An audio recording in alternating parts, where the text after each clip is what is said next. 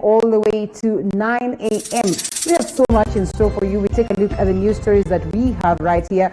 We also take a look at what is happening equally on matters of social life, that is on the lifestyle segment later on. And today we take a look at what it is right now, as of course reports are out here that there are so many cases of divorce at this time of COVID-19. What could be informing this is what we'll be discussing, and we delve deep into understanding why it is so and what best we can do to ensure that we save our families. It is pretty much unfortunate, I report, but again, it is the truth of the matter. And we also take a look at matters politics right here as we delve into the newspaper review and to some of the stories that we have prepared as a team. And we know very well that, of course, the last man standing in Tanga, that is Aden Duale, was asked officially yesterday after, for a moment surviving the first purge. And then officially it was over yesterday. What could have informed this is what we'll be discussing as we proceed. And we also take a look at the InfoTrack report that came out over the weekend in regards to how much Kenyans are grappling to survive at this time of COVID-19. So we have so much in store for you. We'd love to hear you interact with us. Get your feedback. Hashtag, of course, Morning Cafe at TV47 at Linda_Alela. What is your take on the stories that we'll be touching on? What is the take of you, in regards to the conversations that we'll be having as we proceed with the show? So karibu sana once again, and we'd love to have you join us right from now all the way to the end. And joining me for the newspaper review and the news stories review is Alex Mwadi, an engineer. We learned of that the other time. Good morning, sir. Good morning. Good morning. Good to have you. Thank you. Thank you for having me again. And the axe fell on Duale. Yep. It was bound to. It was? It was bound to. There's a game being played in politics in this country. And the idea is to ensure that the masses are kept grappling and having an expectation of something every single day. And they've done that successfully. So that you create a narrative for the campaign for 2022. And you have to do sometimes you have to do extreme things so that narrative can be real to the person who listens to it. Right. And we've done that since 1963. And we were told Kanu rule us for 100 years. And believe you me, Kanu rule, they still have 43 years to go. Wow, that's interesting view of it. Now let's get to it, and we'll delve deep into understanding that. I think that's a view that many of you probably did not think in such lines, but it's clear and evident based on the merging of course Kanu with Jubilee Party the other day. They came on board, and you had that a majority of them had something to celebrate. That is from the Kanu side, picking up key posts, and for that matter, we will be looking at that as we proceed with the broadcast. So let's kick off with one of the stories that we have prepared. And Kipi Piri, Member of Parliament, Amos Kimunya, is the new majority leader. Kimunya has replaced Aden Duale following a Jubilee purge and a parliamentary group that was held yesterday morning. In briefly about 30 minutes, the president was able to go out there, and the key thing of the meeting was mentioned. Indeed, that meeting was held yesterday morning as elders Member of Parliament Keinan also was appointed as the Jubilee Coalition Secretary General, replacing Kimunya, who had been appointed recently. So let's take a look at that. Responding after his ouster, the Garissa Township Member of Parliament Aden Duale has expressed confidence in his 8 years at the helm of the ruling party at the National Assembly. Deputy President William Ruto, on his part, pointing out that Duale will be remembered in the history of Parliament, having served as the first majority leader under the current constitution. Members of Parliament have also termed him as a dedicated majority leader who speared the Jubilee agenda in the House through government bills. Na kazi yake imekuwa safi kutoka last parliament ilikuwa na yeye, na pia bunge hili amefanya kazi nzuri. Hakuna agenda ya serikali ambayo amepoteza katika bunge, lakini kama mnavyojua position sio permanent, na kwa hivyo kazi imekuwa mingi kwake. Amekuwa sometimes hakuna mtu ambaye ni 100%, sometimes anafanya makosa. Kwa hivyo wakati ambapo rais hakudhibitisha kwamba ile position ya leader majority ni yake, basi wana Jubilee wengi wakaona waweke signature. The 51-year-old member of parliament was born in Garissa County. Duale was elected to serve as a member of parliament for Duji's constituency in 2007. He was appointed as an assistant minister in the Ministry of Livestock in the year 2013. In 2013, he joined Deputy President William Ruto's URP, which later merged with Uhuru's TNA. I can only promise to do my best to serve not just the party, but also our country, and as we get into the issues that need to be addressed. I also want to underscore and really appreciate the dedicated service that the Honorable Duale has rendered to this country in the last 8 years. Duale at some point castigated corrupt governors with harsh words directed at former Bomet Governor Isaac Ruto in his presence. Kono ngine hutaki tukuulize maswali. Hii pesa si ya mama yako bwana. Hii pesa si ya baba yako. Hii pesa ni ya Wakenya. Na lazima watu waulizwe. The incoming majority leader Amos Kimunya was a close ally of the former president Mwai Kibaki. After his election in 2002, Mwai Kibaki appointed him Minister for Land and Settlements before he was transferred to the Ministry of Finance in 2006. As finance minister, Kimunya was in the middle of the Grand Regency scandal that led to his resignation. He once said he would rather die than resign, but resigned later. I would rather die than resign. Kimunya lost the 2013 Kipipiri parliamentary seat and recaptured it in 2017 on a Jubilee ticket. Tracy Mokami, TV 47. Yes, and responding to his ouster, I think you have seen that the Garissa Township Member of Parliament, Aden Duale, says he was able to defend and process the agenda of the majority leader as expected. He has served so well. Do we have another story in regards to the same? So we listen in and then we come to react on also what has been captured in the newspaper.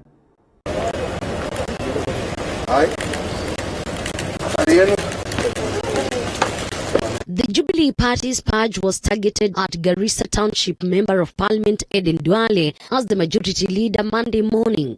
Duale losing his position to Kipipiri Member of Parliament Amos Kimunya in what appeared like a well-calculated move by the Jubilee Party in its house cleanup.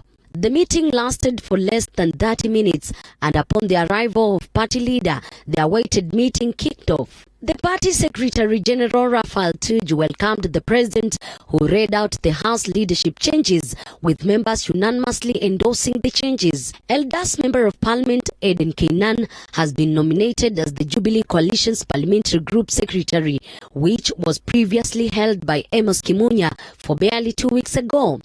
Dedicated service that the Honorable Duale has rendered to this country in the last 8 years. I've been in that position before as Deputy Leader of Government Business in the 11th Parliament, in the 10th Parliament, and I know what it means to be in the House every day.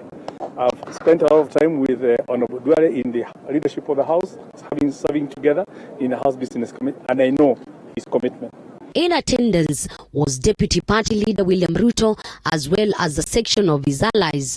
174 Jubilee members attended the meeting, which they had been warned against failing to attend.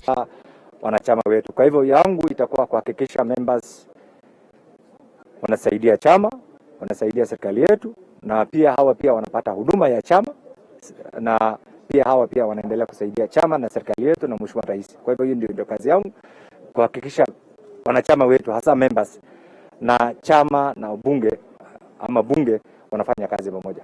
Thursday the committees will then have elected, because they need to do an election. There is a formal process, and we hope that we'll get the results declared by the clerk in terms of the election that we have taken. It's only President Uhuru Kenyatta and Party Secretary General Raphael Tuju addressed the meeting. These major changes effected in the House leadership. Now the shift goes to the cabinet, where reshuffle is expected. Elizabeth Mutuku, TV 47 Nairobi.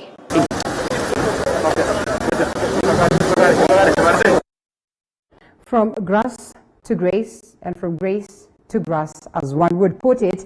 And we come to the newspaper of the day. We have the People's Daily, more or less the same story. How's Ruto's last man standing fell an end of road. In a brief 22 minutes, Uhuru presides over the sacking of Aden Duale, and as National Assembly Majority Leader, dealing a major blow to his deputy's influence in Parliament, captured on page 4 and 5 of the People's Daily.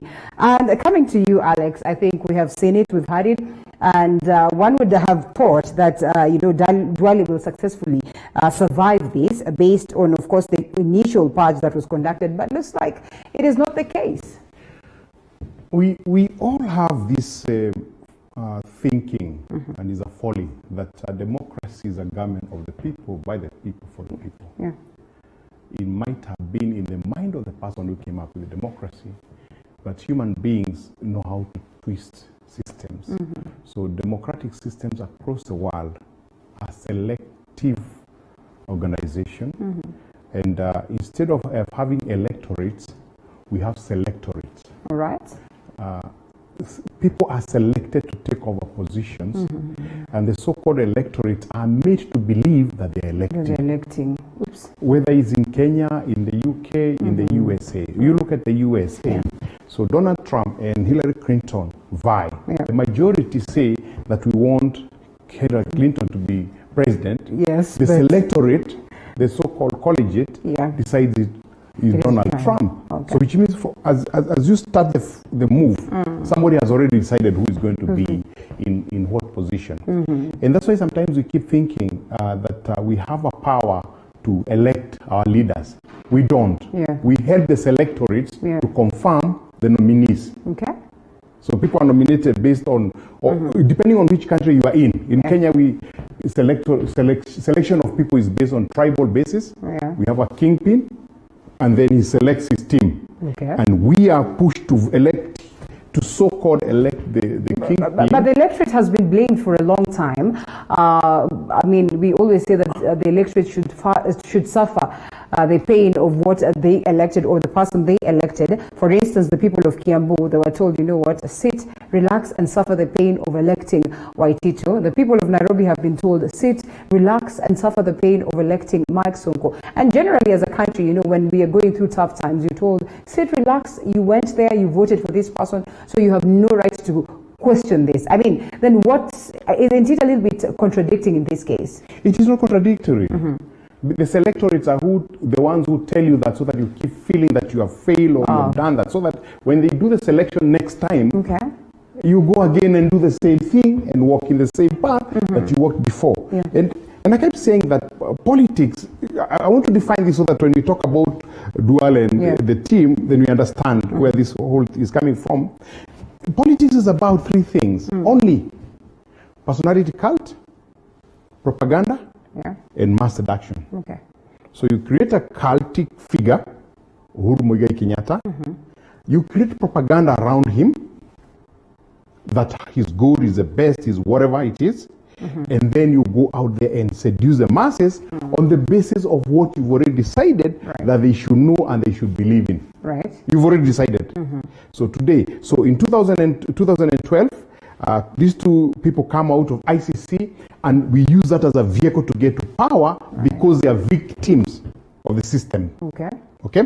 Remember, they were part of the system because we're in that government. One was the deputy prime minister, but they come in and they become victims. In 2017, yangu kumi, yako kumi. So you are telling people that we had a pact with you guys. You guys, we had a pact with you that you elect me 2 times and you elect my friend 2 times. As soon as that happens, you must start setting up another narrative. And the best narrative that you can set is to create a victim. And that's why Duale had no chance to survive, because the narrative must be complete that Ruto must go. But in this sense, is someone being played? Are you trying to say that the average Kenyan is being played in a serious game? And this is a game of titans. It's not a game for the soft-hearted. It's a game for titans. You sacrifice Murkomen, you sacrifice so and so. In our heads, you sacrifice. but in reality, they are still having the same resources that they would have even in that business. All right. So this was already cast in iron. When you saw the purge happening from day one, this was going to end up in that place. And what a better person to be the last one to fall. The greatest supporter for William Ruto since 2007. And do you think William Ruto himself will fall? William Ruto is elected. So there's no way he's falling. There's no way he'll fall. Okay. But if there was a way to make him fall, it would be best for them for political expedience. Okay. Because once he falls, he becomes a complete victim. You walk to Central Kenya today, you walk to Rift Valley today, they will not elect anybody else other than William Ruto. Because he's a victim of circumstance. Yes. All right. And he's also done a lot of work for himself to go around and sell himself to the people. Yes. All right. So we are dropping Duale, we are getting Munya. So in what the leaders would say, Duale has done a good job, but also at some point in time we know what has happened with Munya previously, you know, the dockets that he held. Here we have Munya once again. What does it speak of losing the best and getting, I don't want to say the worst, well, I'm just trying to use their very own words, yeah? You know, remember the Kimunya must go rhythm. Kimunya must go, you know? You know, when Kimunya was, when I had this I saw it on social media very early in the morning after this meeting. And the thing that came to my mind was that what you are referring to, Halwale's thing, you know, if this country must move forward, Kimunya must go. If we are going to fight corruption, Kimunya must go. Right. If we are going to get background regency, Kimunya must go. Kimunya went, but he never got background regency. Yeah. Kimunya went. Our corruption trembled. Today nobody even talks about corruption because those people who used to talk about corruption, somebody discovered if you give them something to eat, they will not speak when they have something in their mouths. So now opposition is dead. Okay. It's not that the principles they were fighting for before changed. Your Orengos of this world, they are pretenders. Okay. And in the process, they have something to eat now, so they can't talk a lot when they have something in their mouth. They have something to eat. Interesting. Yeah. Well, what has changed?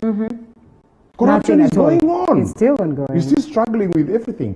So hence, the selectorates have decided that this is the time for Kimunya.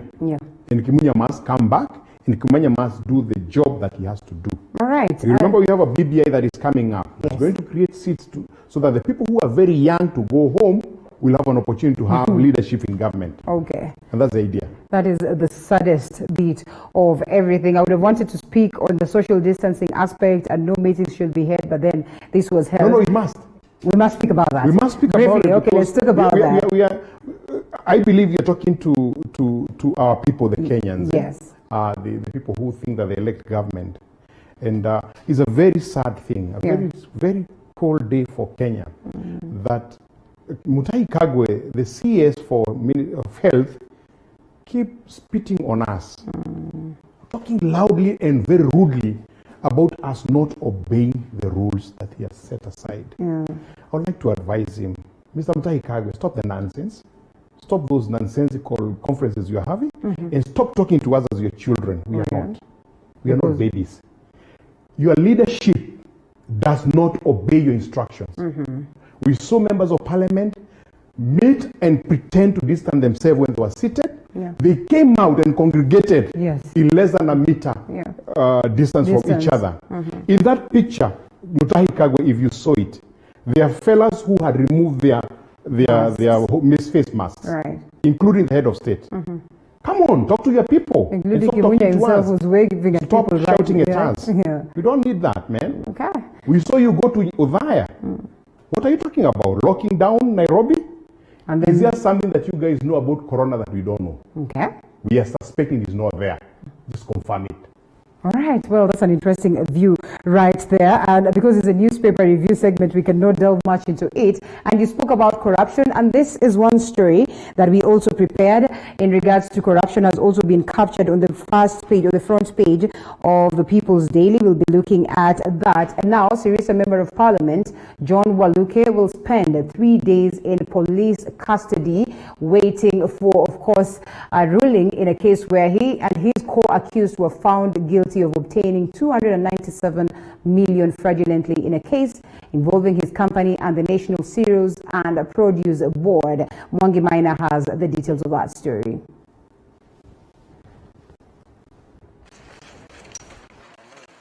Appearing before Magistrate Elizabeth Juma Sirisia, Member of Parliament John Koi Waluke, and the mother to former Environment Cabinet Secretary Judy Wahungu were waiting to know their verdict after Justice Mumbi Ngugi threw out a petition they had filed challenging the case facing them. Today, the court ruled that the two accused persons, directors of Erad Supplies Limited, received money fraudulently from the National Produce and Cereals Board (NCPB) as cost of storage, loss of profit, and interest of 40,000 tons of dry maize allegedly incurred by Chelsea Fright. The accused confirmed the directorship of the third accused, that the three of them as directors made joint decision to bid for the supply of the maize at NCBP, and that each director was to source the maize before they could look for the bid bond.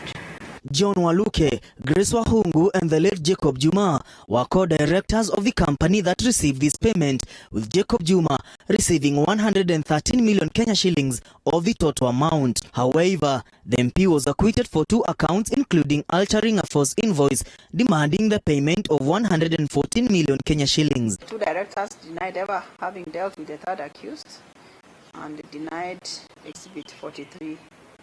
That Exhibit 43 was from their company. The two have been remanded for 3 days at the Kileleshwa police station, waiting for their judgment on Thursday, the 25th June. Waluke, ADP William Ruto ally, was among the members of parliament who attended Monday's Jubilee Parliamentary Group meeting chaired by President Uhuru Kenyatta at KICC in Nairobi. Mwangi Maina, TV 47, Nairobi. Yes, and from minor to the screen, a member of parliament guilty of 297 million shillings maize fraud and awaits sentencing. This has been captured on page 2 of the People's Daily. Waluke others stay at prison in NCPB scandal, and the MP co-accused will be remanded at Kileleshwa police station pending sentencing on June the 25th. Here we are, still talking matters corruption. Are we going to get answers, I mean, as it stands right now? It's an interesting situation that we find ourselves in, and I'm extremely happy that for once a court of law has found a sitting member of parliament or somebody who we consider to be in leadership guilty of a crime. And I think it's a very good direction to go. And it was done in record time. So I'm hoping that the judiciary has woken up to their jobs so that they can go back and look at the NYS cases that have been pending for the last 4 years and actually prosecute them and bring a conclusion.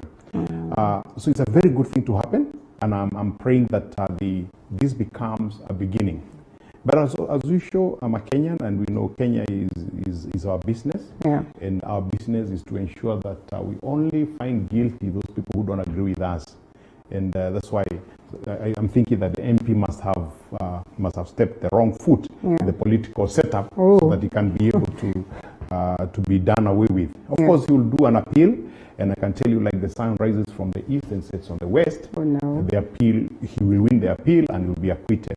But having said that, is the best thing to happen in this country, that we've seen a case of someone who's been accused of corruption going all the way and declared guilty.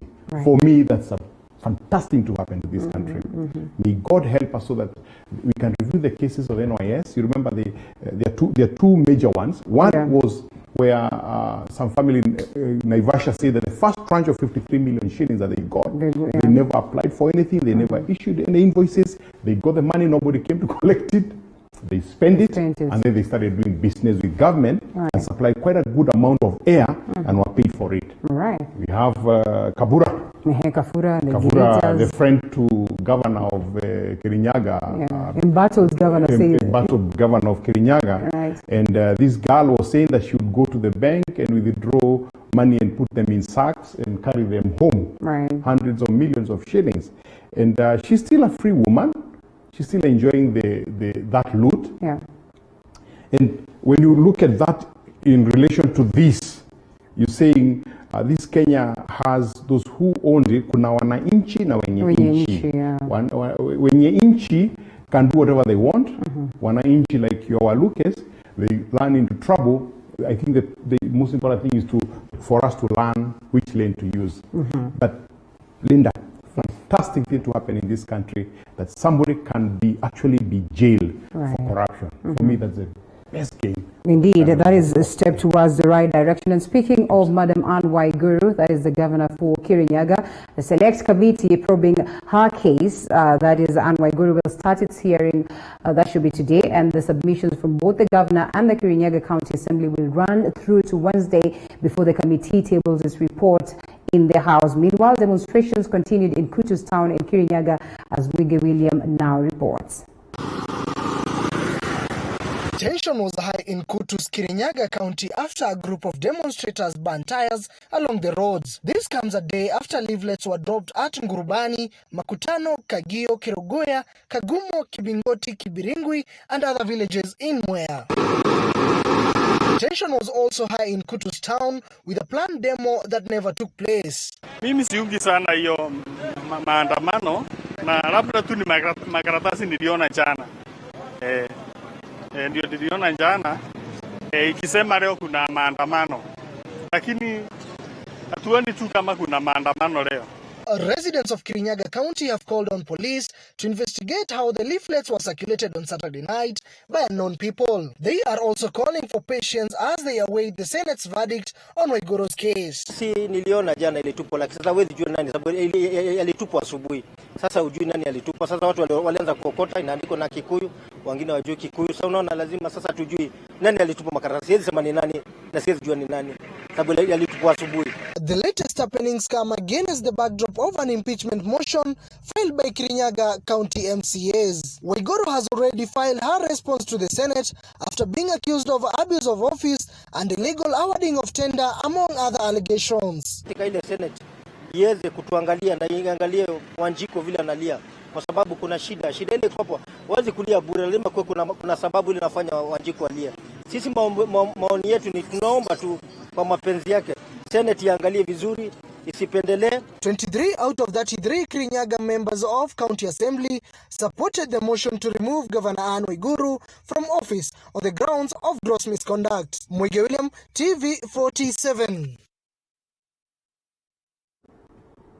And on the very same tempo or same note, tight security has been mounted in Kirinyaga to ensure that they block the demos. The anti-riot police officers have been deployed to ensure that the Waiguru demonstrations are not conducted, because then they will distract activities at that level. As you weigh in on that, also there's this one that has been captured here on matters.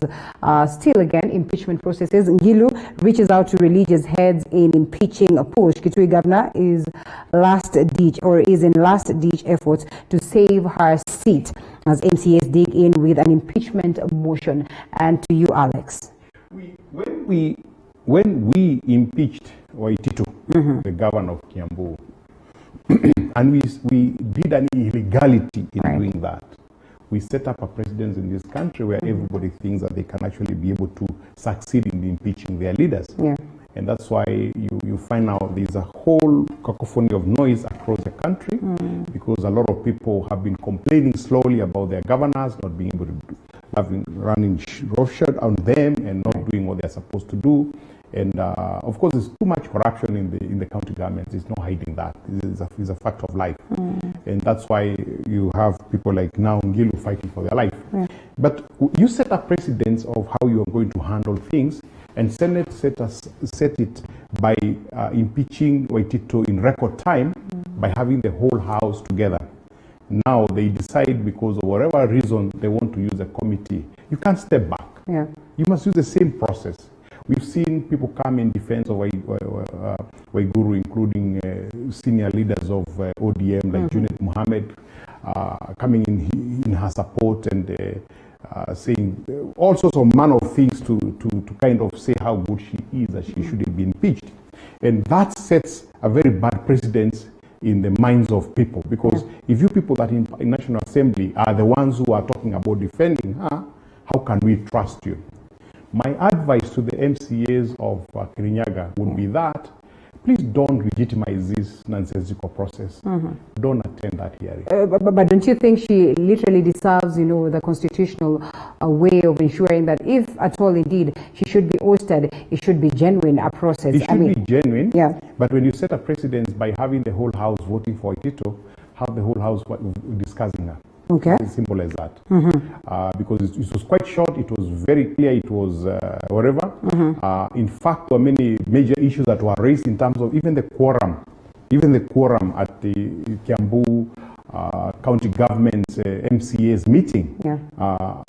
And the Hansard had 57 members who attended that meeting, yet the records were showing there were 61, just to ensure that there was a two-third majority in whatever. So if a house has done that nonsensical thing, then they can't pretend now to have a committee that can do a better job. Yeah. That's my take for it. Okay. And sometimes it's important not to legitimize some processes. Just stay away. All right.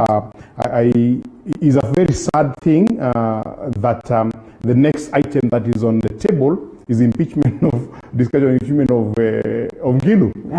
Other governors, about 5 of them. Another lady governor. Yeah. That's where I'm coming from. But for the first time, we had a situation where we had 3 women governors in the last election, and some of us were very happy because when the constitution head was talking about a two-third majority, there was no way you are going to make that real in the council of governors unless people elected a woman. Yeah. There was no way they were going to, your selectorate method would ensure a woman is elected. Is elected, yeah. Okay? So when 3 of them came by, some of us thought, wow, what a big step. In the next election, we may have about 10 or 12 of them so that those numbers can now start making sense. Unfortunately, they're the ones who are targeted right now for running roughshod on people and being corrupt. I'm not a prosecutor or investigator on this matter, but where there is a smoke, there's always some fire. Yeah. So to have a second lady coming in, and you remember we lost Laboso recently, and unfortunately or fortunately was replaced by a man. So we have had only 2 lady governors. So if you kick out Ngilu, then really is a man's world. Right. Just like the leadership of Jubilee in Parliament. And also the appointments that were made yesterday, there was literally no woman. No woman at all. That's unfortunate. No woman at all. That is pretty much unfortunate. And again, we say that we are our own enemies because you find that even the governors themselves, they never appointed, deputies, female deputies. They proceeded to appoint, male deputies. Yes. So then you ask yourself, are we even genuine when we're pushing for the two-third gender rule? We have violated that constitutional requirement as it stands today. And speaking of which, some of them talk of oystering or, impeaching. Others are actually talking about how best they're going to chart their way forward.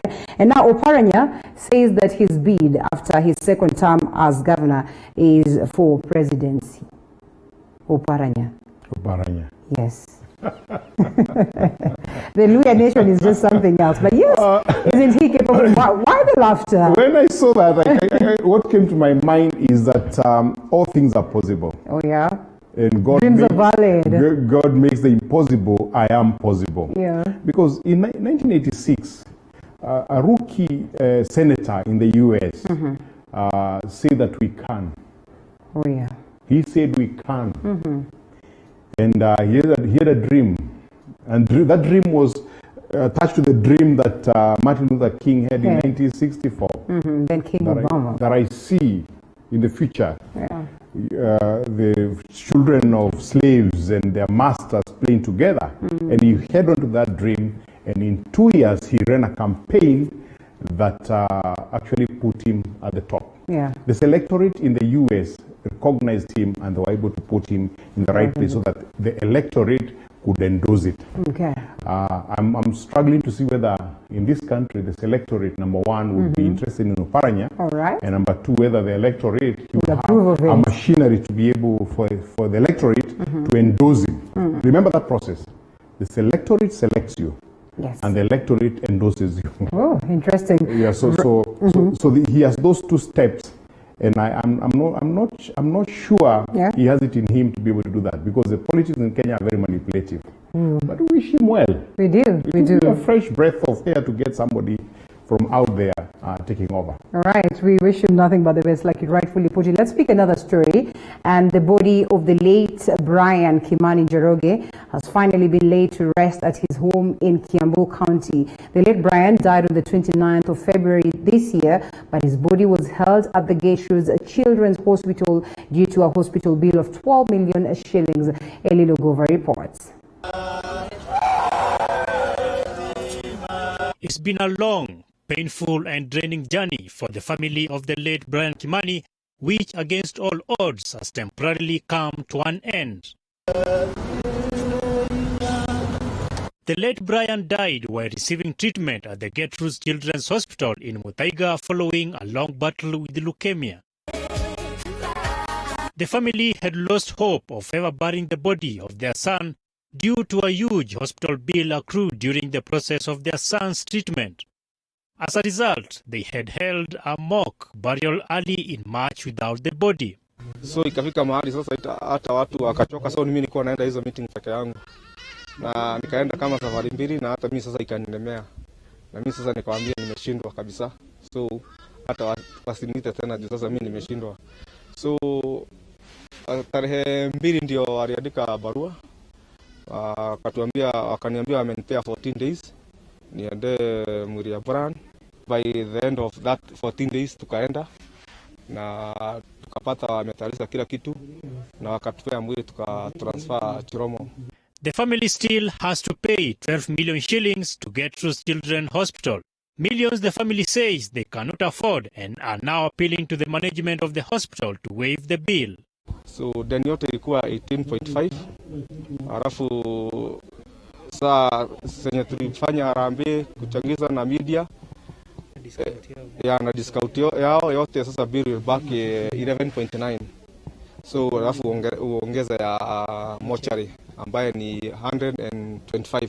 Nonetheless, the body of the late Brian Kimani Njoroge has been laid to rest. Rest in peace, Brian.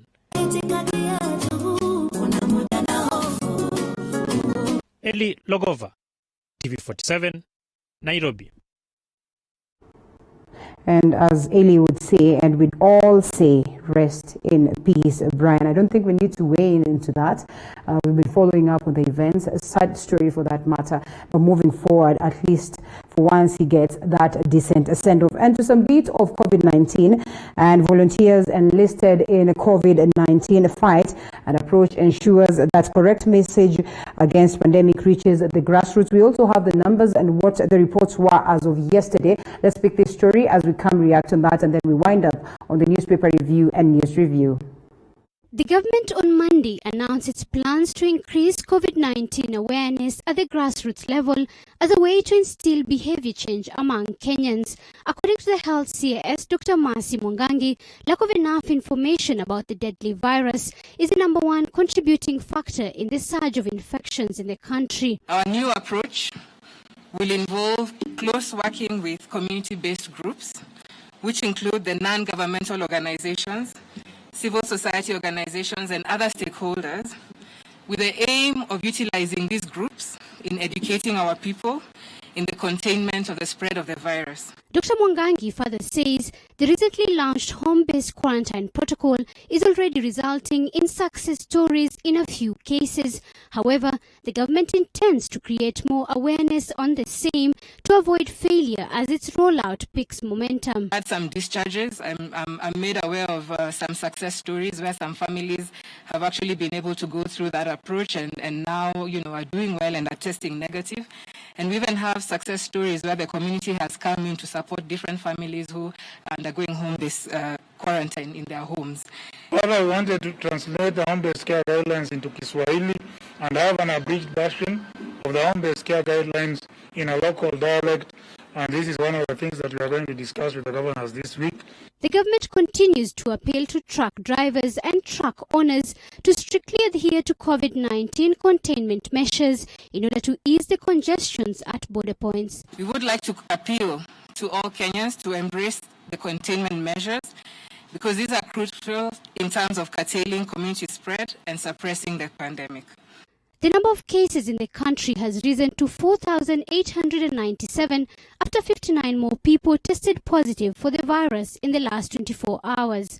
In the spread across counties, Nairobi County is leading with 28 cases, Mombasa 21, Kilifi 3, Kiambu and Machakos 2 cases, Kisii, Bungoma and Uasin Gishu counties reporting 1 case each. 73 more people have been discharged from various hospitals across the country as 2 more people succumbed to the virus. 101 days since Kenya reported its first case of COVID-19, the government is still appealing to Kenyans to follow the containment measures set to combat the spread of the virus, begging the question, are Kenyans to blame for the rising numbers?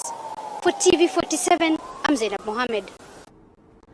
Thanks, Zainab, for that. And there we are. We have the numbers that have been told to us by Zainab right there. That has been captured also the People's Daily on the front page and expounded on page 8, as of course the government says now they have enlisted volunteers to boost the state efforts on dealing with the pandemic.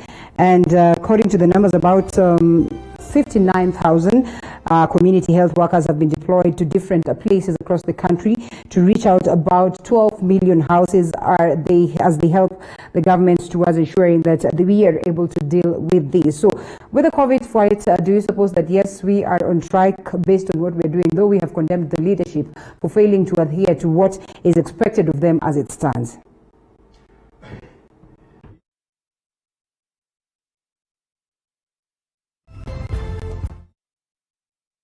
It becomes like the law in this country. It's a suggestion. When you're driving and a policeman stops you, the first thing that comes to a Kenyan mind is how much money will I pay for the crime that you find from me. You don't even know it's a crime, but as soon as you stops you start thinking, that might be driving license, that's 200, that might be, and all that. So when the leadership doesn't show seriousness in the fighting of the matter, if we say that we can't have a meeting of more than 15 people and we have 100 members of parliament meeting together, if we say that we can't have a meeting, Nairobi lockdown, Duale and his friends go partying in Kitengela, outside the zone, in Kajiado, outside the zone that is blocked, then it's very difficult for us. You can send as many volunteers as you want. You please send 1 million. But they will have no effect whatsoever because people see what their leaders do and people do what their leaders do. That's why there's a lot of questioning as to whether this thing is real. Friends, it is real. We've seen the number of people who have died, especially in the United States of America. It has to there has to be something real about it, because those numbers of 300,000, 122,000 now, I think, 122,000 people dying in the U.S. have not just died. There's something. And one wishes that the leadership that be would stop all this rhetoric that they are having, political fighting, and let's combine to fight this thing together. And Linda, this thing is connected with what you watched earlier for this young man whose bill was 12 million. It means that we don't have a medical system that works for this nation, for this country. What happened to universal health care? Isn't that more important than fighting Ruto every single day? It is. We gain nothing by them fighting, having some artificial fight or whatever on a daily basis and shouting at the top of their voices. I wish they could spend more time thinking how universal health care would be made a reality in this country. So this COVID-19, I just would appeal to the government, to Mudai Kagwe again, to everyone that is involved in government. Every time they take a step, they think twice the effect of that on the people of this country. Number two, when you give a report, you must give a report that have a statistical analysis, so that you have a trend. When you say 230 were there positive yesterday and 59 were today. And 130 were tomorrow, what message are you communicating to the rest of this country? Tell us where you are getting those samples so that we can understand where you are coming from, and do a little bit more analysis. Don't be like a drunkard. Don't use statistics the way a drunkard uses a lamppost for support as opposed to illumination. Statistics is supposed to eliminate some information from data. Someone needs to sit back and say, we communicate this to people. We said yesterday 230, today you said 59. What does that mean? That COVID is gone? That's funny. You must explain that drop. Why the discrepancy. Why there's a discrepancy. Yeah. Maybe the first one was done on the truck drivers, the second one was done in random households, so that people can be able to understand that in the normal households, it's low. In the drivers or people who are in transport sector, it's high. Please give us a little bit of that information so that we can be more advised and be ready to be able to support the government in this fight. But please note, this thing is real. Let's not take it for granted. Do you still maintain your tone that we probably should reopen and just have the economy function as it should? Looking at what has happened and the number of cases that are coming up, it seems like we can open and we take care of ourselves. Remember, we are getting these numbers without taking care of ourselves. So if we take care of ourselves and we open up the economy, we'll be moving forward. Because it's like I said last time, it's a moral dilemma. Do we die of COVID or do we die of hunger? I think COVID is much more easily manageable than hunger. Because COVID is a short-term thing, hunger is a long-term thing. The businesses that are going to close will not open again. The businesses that have lost their revenue base, it will take years to get. I don't know whether you've heard that the projection is that the airlines world over, the projection is that they might come back to the level they were before COVID in December 2024. Wow, that's quite. I've listened to KEPSA and other organizations that give briefs of where we are. And everyone is saying this country will take 4 to 5 years to recover. So the sooner we start recovering, the better for us. Indeed, and that is not what we want. And speaking also on the very same note, doctors put 5 notorious counties on notice of pay, and indeed the frontline workers continue to complain about how they're being treated, the lack of PPEs, and most importantly, or the saddest bit is lack of payment. So the Medics Union has accused the devolved units of continuously turning on deaf ear to their grievances. And I think this has been ongoing for the longest time. We can only hope that we find a truce. And on that very note, thank you so much, Alex Mwathi, for your time and for the great insights in regards to what we have touched on, captured on the newspaper, and also the news stories that we had. On that note, we take a short break. Morning Cafe will be right back with more on the discussions of the day. Don't you go anywhere.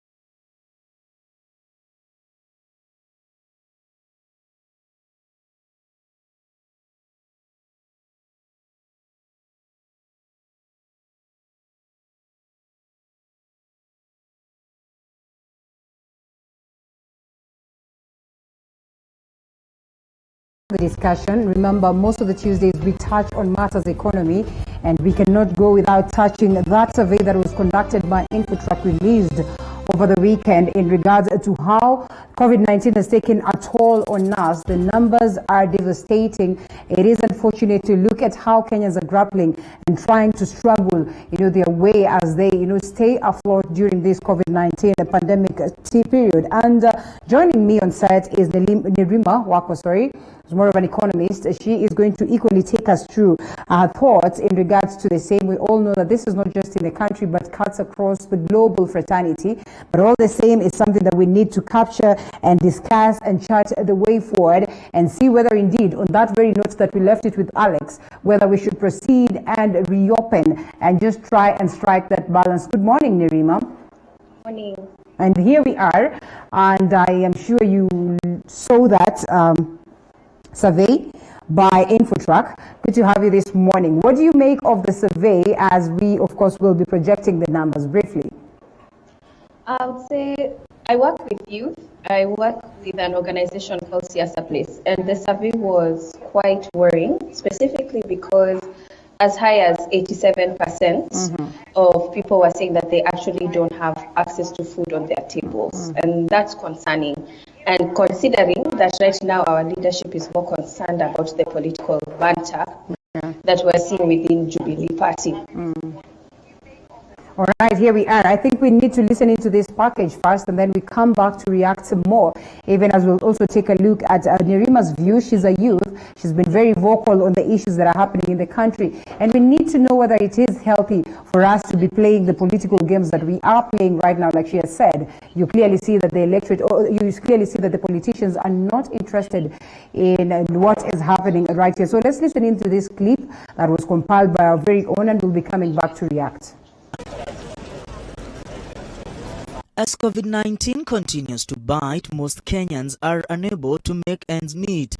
The pandemic is causing Kenyans immune psychological stress and restlessness. According to the InfoTrack opinion poll released today, 41% of Kenyans feel that COVID-19 has impacted their finances greatly. 35% of Kenyans feel COVID-19 is both a personal health and financial issue, while 16% feel it's a personal health issue. What we are seeing now is that 35% believe that COVID-19 is both a personal health issue and a personal financial issue. A majority of Kenyans cannot afford basic needs, thereby making it hard for them to cope during this crisis. Maisha katika nchi yetu ni magumu. Umaskini umeendelea kuwa wimbo. Matajiri wanaendelea kuwa matajiri, maskini wanaendelea kuwa maskini. Umoja wa Mataifa umesema kwamba tunapaswa kuwa na madaktari wa kutosha, hatuna. Madawa ya kutosha hatuna. Tunapaswa kuwa na zahanati za kutosha hatuna kulingana na population. Kwa hivyo bado sisi ni tuna umaskini huo na shida ya hali ya afya. 87% say the cost of food has gone up, while 79% saying they no longer remit money to their dependents back home. 75% are not able to pay loans, while 67% are unable to adequately pay for utilities like electricity and water. 67% are not in a position to buy medicine, while 63% are unable to pay rent on time. 87%, as indicated earlier, say that their businesses have been affected. 79% indicate that they can no longer assist their dependents back home. 75% are unable to make loan repayments to formal and informal lenders. 72% of Kenyans expressed that the VAT reduction from 16% to 14% has had no effect on food prices. The reduction of VAT, quite simply, is yet to benefit the common man. And just by way of numbers, we find that 18% in northeastern indicates that indeed goods and services have become cheaper, with 82% of being of a contrary opinion. 81% of Kenyans are feeling stressed and anxious, while 68% feel confused, 61% feel lonely, while 52% feel helpless. 36% of Kenyans say they are finding a hard time sleeping during the pandemic. Mwangi Maina, TV47, Nairobi. As they would say, numbers don't align. Nerima, coming to you, at least 41% are up from 28% in April. Now see the pandemic as a financial rather than a health problem. What do you make of that? Absolutely, because we're also talking about small business owners to medium-sized business owners shutting down their companies. And this is something that all of us are able to see, from friends to relatives. So it's at our doorstep. So when we're talking about people who, for their own way of living, they depend on themselves and self-employment, having to shut down, where are they getting those resources?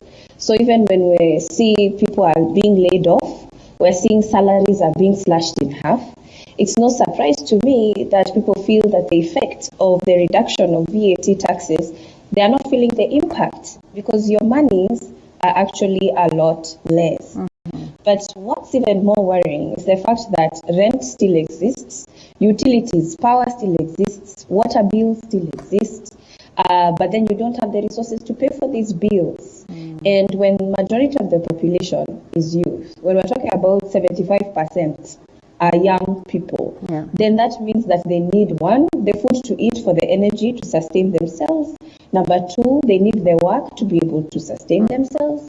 So we're going to see a lot of cases of depression, mental health. And so when you're seeing even people talking about they are feeling more lonely, it's so ironic that this is a period where we're supposed to be at home with our families, indoors, but we live a communal setting where culturally we are normally community people. We live in neighborhoods, we know our neighbors, a lot of us in estates, if not in estates, in surroundings of many people, but people are feeling lonely. So it's not to say that you're alone. The situation actually has you feeling in mental isolation because of the burden that you're going through, that the economy is actually going in a downturn. Now, you mentioned the youths and how they are being hugely affected with this. President Uhuru Kenyatta, during that address on the African heads of state on how best Africa can come together to deal with the COVID-19 pandemic, proposed the use or the capitalizing or ensuring that we take advantage of youth to come in handy to help in the fight against COVID-19. He says that youth have high potential and will likely to see to it that they are helpful in this fight. Do you suppose that was hypocritical to speak of how the youths are now grappling and suffering as it is?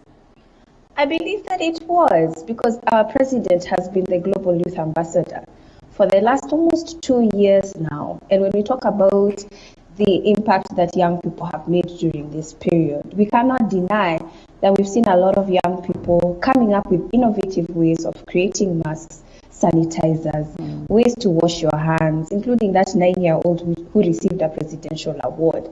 But also to mention that they don't necessarily receive government support. When we talk about the millions upon billions that's going toward the fight against COVID, mainly coming from foreign donors, we're not seeing it directly going toward youth or youth organizations to build these masks, to create employment. We're not seeing that. So I think it's very good to mention it in speeches, especially when we talk about Africa. Universal health care was a big deal before COVID-19 hit the floor last year. Our president was busy traveling, measuring, benchmarking with other countries, and even here he had launched it in Kisumu and Nyeri. But here we are still talking about one hospital in an area like Kapsabet. We still worry about our referral hospitals, the fact that Kenyatta National Hospital doesn't have enough equipment. Here we were worried about ventilators. And yesterday there was a report about having an oxygen crisis. So when we see the young students that created ventilators at Kenyatta University, more should go towards such initiatives. More funding should go towards such initiatives. During the budget, of course, reading, we saw the coming up of Vijana Mtaani, and how best the youth can be, they can be sensitized towards ensuring that they come out in the fight against COVID-19. And also it was more on the recovery process, after COVID, are we able to recover? And they've put so much energy and resources towards boosting the youth. Do you suppose that there's so much and proper sensitization and acknowledgement and, equally that civic education on how the youth can be able to access some of these funds and make the best of them? I don't think there's enough sensitization, but I also feel that there are initiatives that are started that are just a replica of initiatives that have existed before. Yeah. Like existing, like Kazi kwa Vijana, NYS, all of those are riddled with scandals. And we're not going to see the same thing where public resources, there's a lack of accountability. So even if those resources exist, statistics show us, including with AGPO and other initiatives that are supposed to be procurements for young people, where it doesn't necessarily go to the majority youth. But even with the sensitization, civil societies have been working tirelessly to support sensitization, again, not necessarily with funding from the government. A lot of times it's out of volunteering, but we also need to understand our economy. The fact that majority of it is informal sector, which means that people have to leave their houses to fend for themselves. They cannot work online. Many of them will have to physically meet. They will have to leave their homes, so they have to work in that space. So I don't think we're having enough conversations about how are we going to cope with that? How are we going to cope with young people having to leave their homes to be able to sustain themselves? We're busy talking about young people stay at home, which is impossible because they are going to starve at home, and a lot of young people are asymptomatic. So you could be carrying the virus, you have absolutely no idea, and you're spreading it. And it's not that they are doing it intentionally. So those are the things that I believe has not been enough of when it comes to information. And you touched on the aspect of accountability, that in as much as these funds are there, there's lack of accountability. Corruption is a key. We keep talking about corruption day in, day out. And when you mentioned that, it came to my mind, the funds that we have received over this pandemic, will they come in handy to help the economy revive? I mean, something as simple as the kits that were donated to us by Jack Ma have gone missing. And we have received lots of money, from the global fraternity, trying to aid us on how best we can deal with COVID-19. Should we be more worried even as these funds come in, and even as, the majority of the cash that we have as a country has been channeled towards recovery of the economy after COVID-19? Absolutely, we should be more worried, especially when we're talking about cases that are going to be on the rise, and how unprepared we are. Because every time we talk about home care, it's actually a concern to me, because there is no training for home care. There is no equipment for home care. And we're also assuming that people are in comfortable homes. The big four agenda, one of them was housing, because we have terrible housing. And we're also talking about most of the caretakers are going to be women at the end of the day, and that's the discussion that we're not having. Because even right now, as much as I deal with youth, we have university students who are supposed to be doing online classes, but the young women are telling me, I have no time. I wake up at 6 a.m., I have to do the chores in the home. I'm expected to take care of the home, to cook, to clean, to go to class. So those are some of the things we've ignored. So I think as much as the funding is coming in, the lack of accountability is concerning. It's great that they've announced an auditor general, because it's amazing that we've been working without one. It's great that we recently had a member of parliament who's sitting, being told that he's being guilty, but now we will have to see what the verdict actually is and whether he's going to appeal or not. But I believe for the future, our government needs to be concerned about how they use every cent, because we are not going to be producing as much as we were. That's going to be on the decline. They're going to have to figure out how small businesses are going to be supported. When we're talking about loans going into default, when we're talking about people not being able to pay rent, how are we going to keep these people in a safety net? We have no welfare programs in our country that are really supporting people. We're here having conversations about pension, about the elderly, the young people, even just to get an NHIF card. Very few have NHIF, because paying 500 shillings is difficult.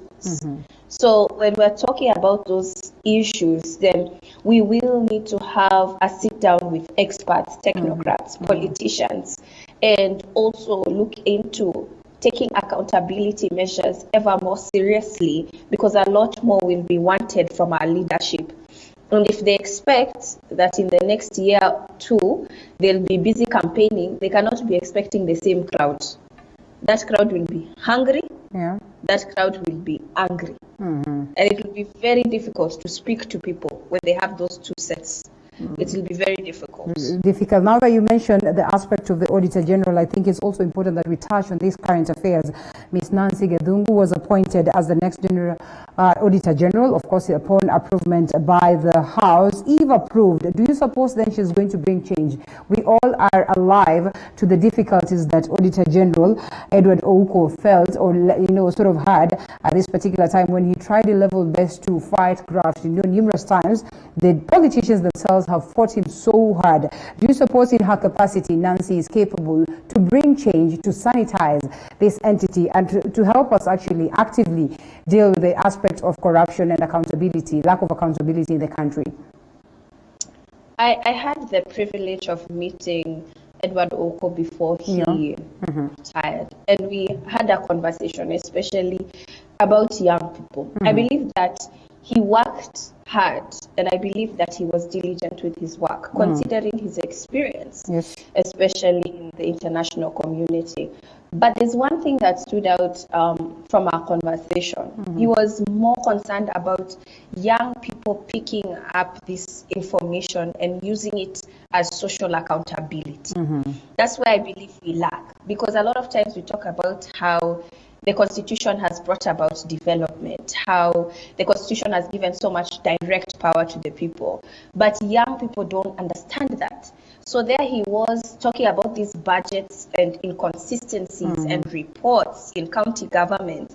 But if the county government or the people of that county don't do anything with that information, we're back to square one. We have seen some of the impacts of it with the governor of Kiambu, Waititu, but not necessarily it being a ripple effect in several other counties which were also found to have inconsistencies.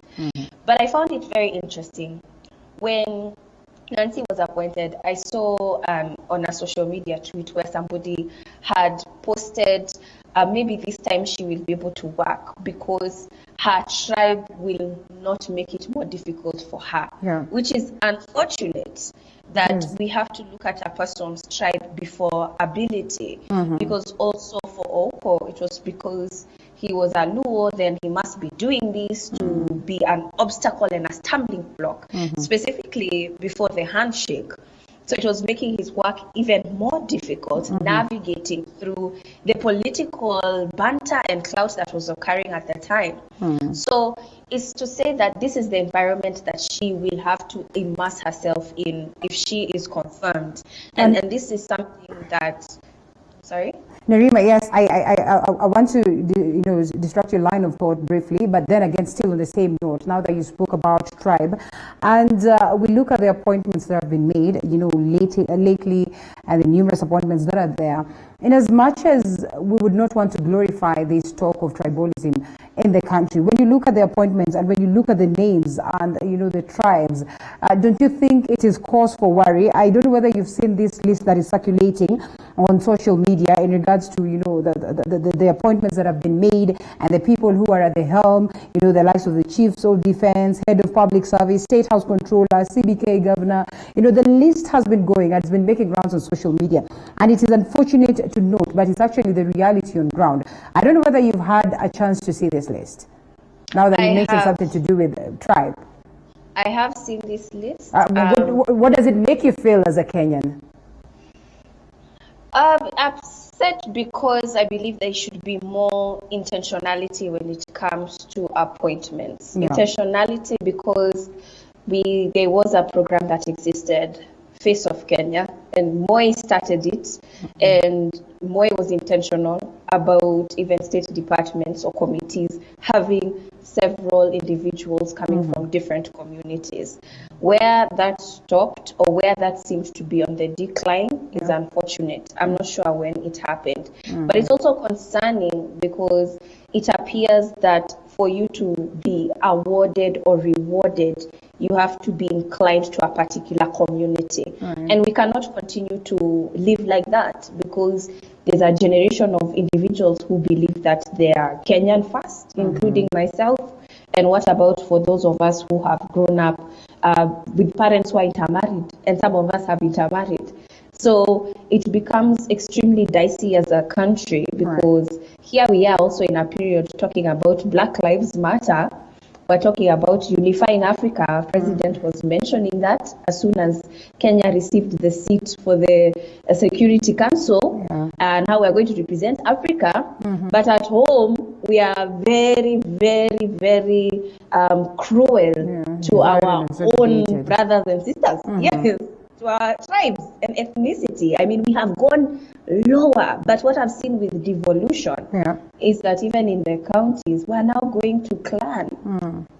We're now going to clan. So I think that is something that we need to take note of, and there needs to be, especially from the leadership, an aspect of intentionality and making sure that we train our young people or discipline our children and teach our children to be able to accept one another, and could be key, because if we continue in this direction, it will be very unhealthy for our country. All right, let's get back to youthful leadership. And the current houses, all the way to the level of the counties, host the highest numbers of youth representation.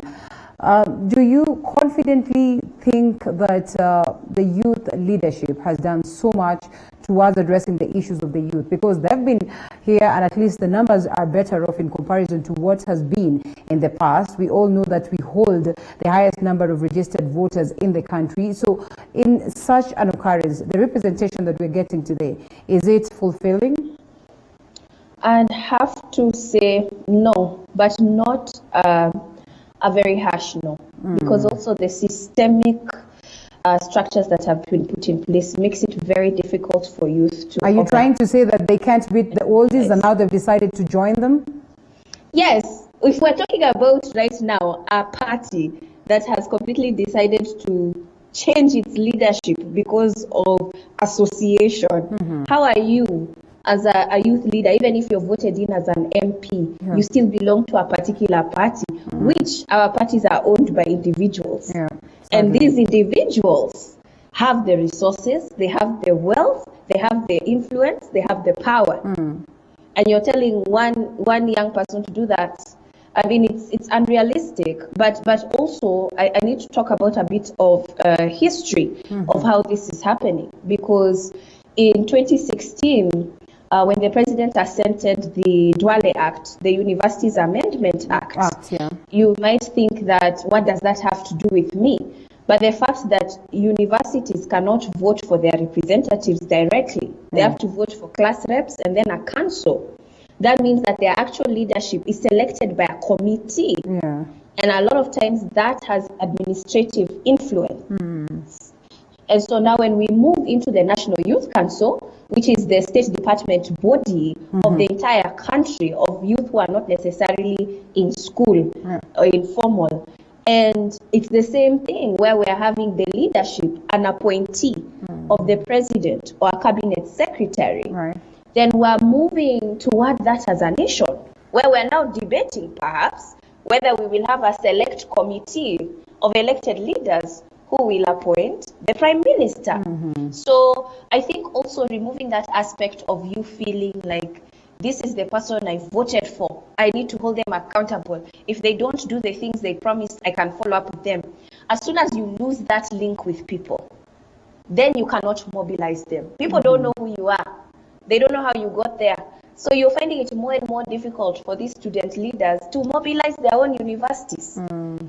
So when we've lost that culture, especially considering that a lot of our political leaders have come from these universities, from Miguna to James Orengo to Anyang' Nyong'o to Raila Odinga, I mean, name them. They have come from mobilizing in campus. And then you've removed that. How are you expecting youth to now rise up to be who they're supposed to be when they don't have that opportunity to begin with, to practice, or the breeding ground? All right.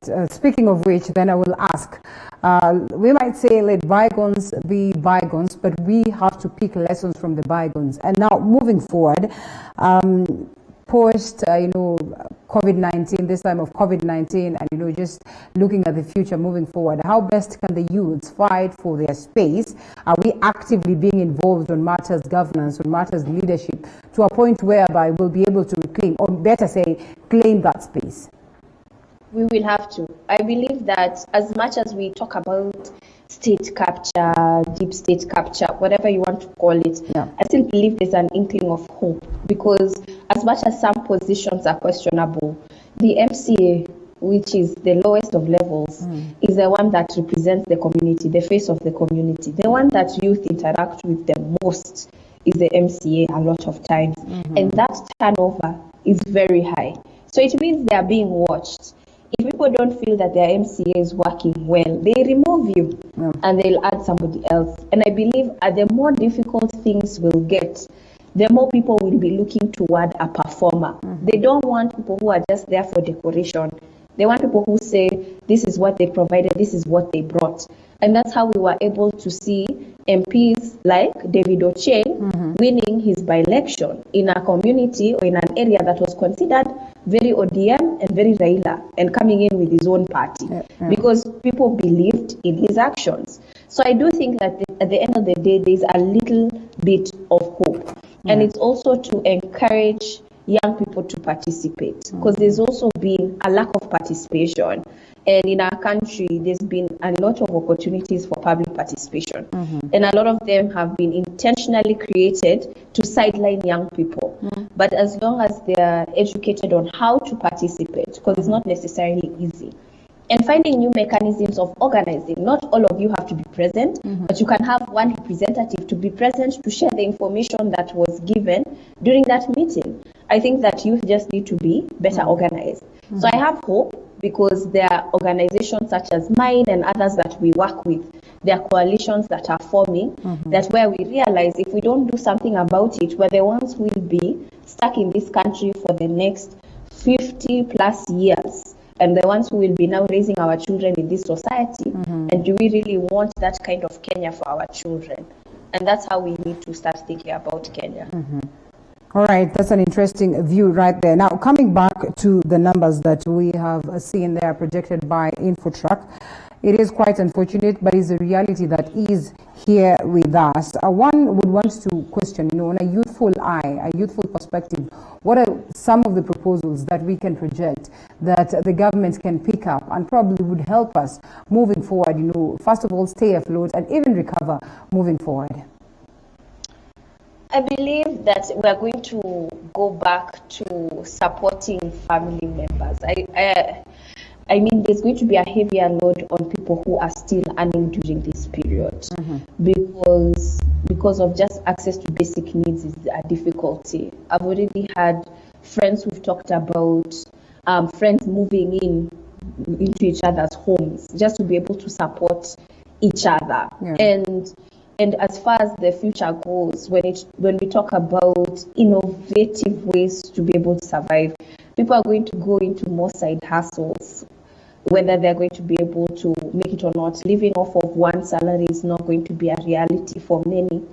And there are even talks of people eating one time a day. These are difficult times. And I believe that we need to start talking about how are we as a country going to sustain economically for the next 1 year. Because for me, who runs an organization, we're over here thinking about health. We're thinking about access to, do we have sanitizers in the office? That's another budget. Do we have masks in the office? Are people sitting 1 meter apart?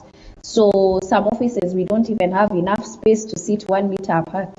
Does that mean people will be working in intervals? So these are the discussions that people are going to be having in the next 1 month to 1 year and maybe plus. And a lot of business leaders, a lot of company owners are actually going to become healthcare owners as well, because now you're thinking, how am I going to keep my team safe and secure? Okay, now moving forward, and one would want to ask this as we leave on this aspect of the numbers. To open or not? Because remember how eagerly Kenyans were waiting for the president's address. Well, some bit of disappointment also to others was, also some bit of good news, on fair grounds. Moving forward, the next address, what do you expect? Should we proceed to reopen and survive with COVID-19 or what? I'm going to be really honest with you, Linda. Yeah. I think that people are already moving like it's open. Because I say this, because these days you can find people have traveled across counties. Yeah. They're just bribing their way through roadblocks. Some of them, they are not even being stopped. Even now when you go to town right now, it's as busy as can be. People are still selling their things on the streets. It's just that people are getting home by 9 p.m. But everything is looking like we're getting back to the groove of things. Even right now, if you enter a matatu, they won't give you sanitizer. It is business as usual. So let's just be honest here. Yeah. But I do believe that the president is going to open. Yeah. It's been 100 days. It's been 100 days. And like I mentioned earlier, the fact that the population is majority young, majority in the informal sector, there's absolutely no way we can continue to say that we are closed. There's absolutely no way, because now people will be literally starving. And he's going to have larger issues to be concerned about, other than whether people have left their house or not. And speaking of which, some of our majority of Kenyans depending on donations. I think people have donated, people have given to a point whereby some of them are drained and they sort of feel like, I think it's time that I leave something for myself. So it's important that we chart the way forward and we know how safe we are as a country. So at least we're able to go back to equilibrium. Doesn't matter how long it will take, but a step towards direction is key. Nerima, let's take a short break and we can ponder some bit of politics and the events of the day right here in the country as we call it a day on this segment of Matters Economy and Matters Current Affairs. After this break, we'll be right back with more.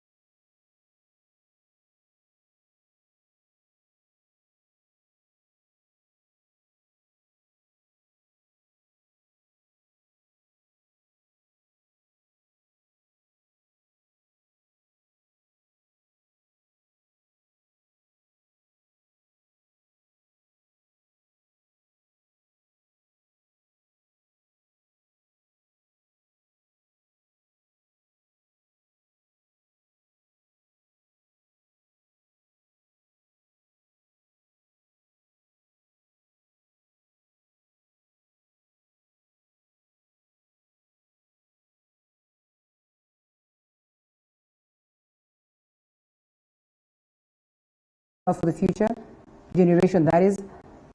I don't think it's healthy at the moment, because what we're busy seeing is political alignments. It's 2020. Our next election is supposed to be in 2022. We literally have 2 years left, but we are busy bantering about positions in power and seeing how they are navigating through that in preparation for 2022 leadership. We're in a crisis, not just a crisis in Kenya, but a global crisis. So a lot of world leaders are, if not stressed, they are really feeling the impact of COVID. And a lot of people have actually resigned because of lack. They have not been doing enough when it comes to the area of expertise and work.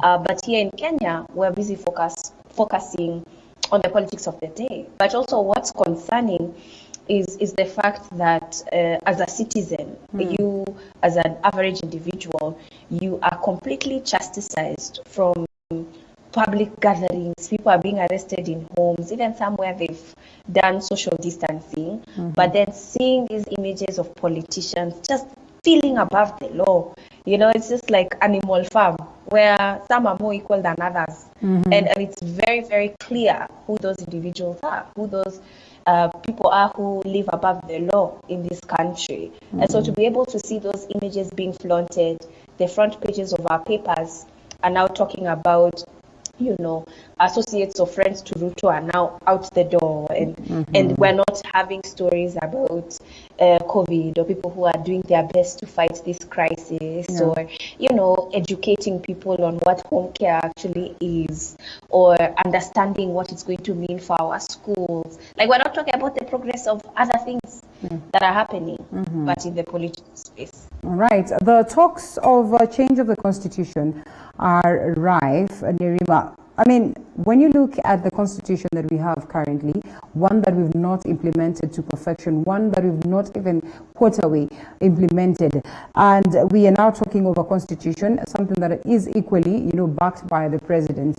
In the endorsements or the projections that are being made in regards to the changes that need to be made, do you suppose then that this will come in handy to address the political instability that we've experienced in the country, the toxic politics, the intolerance politics that we've had for the longest of time? Unfortunately, most of the information that I've been seeing has been based on individuals.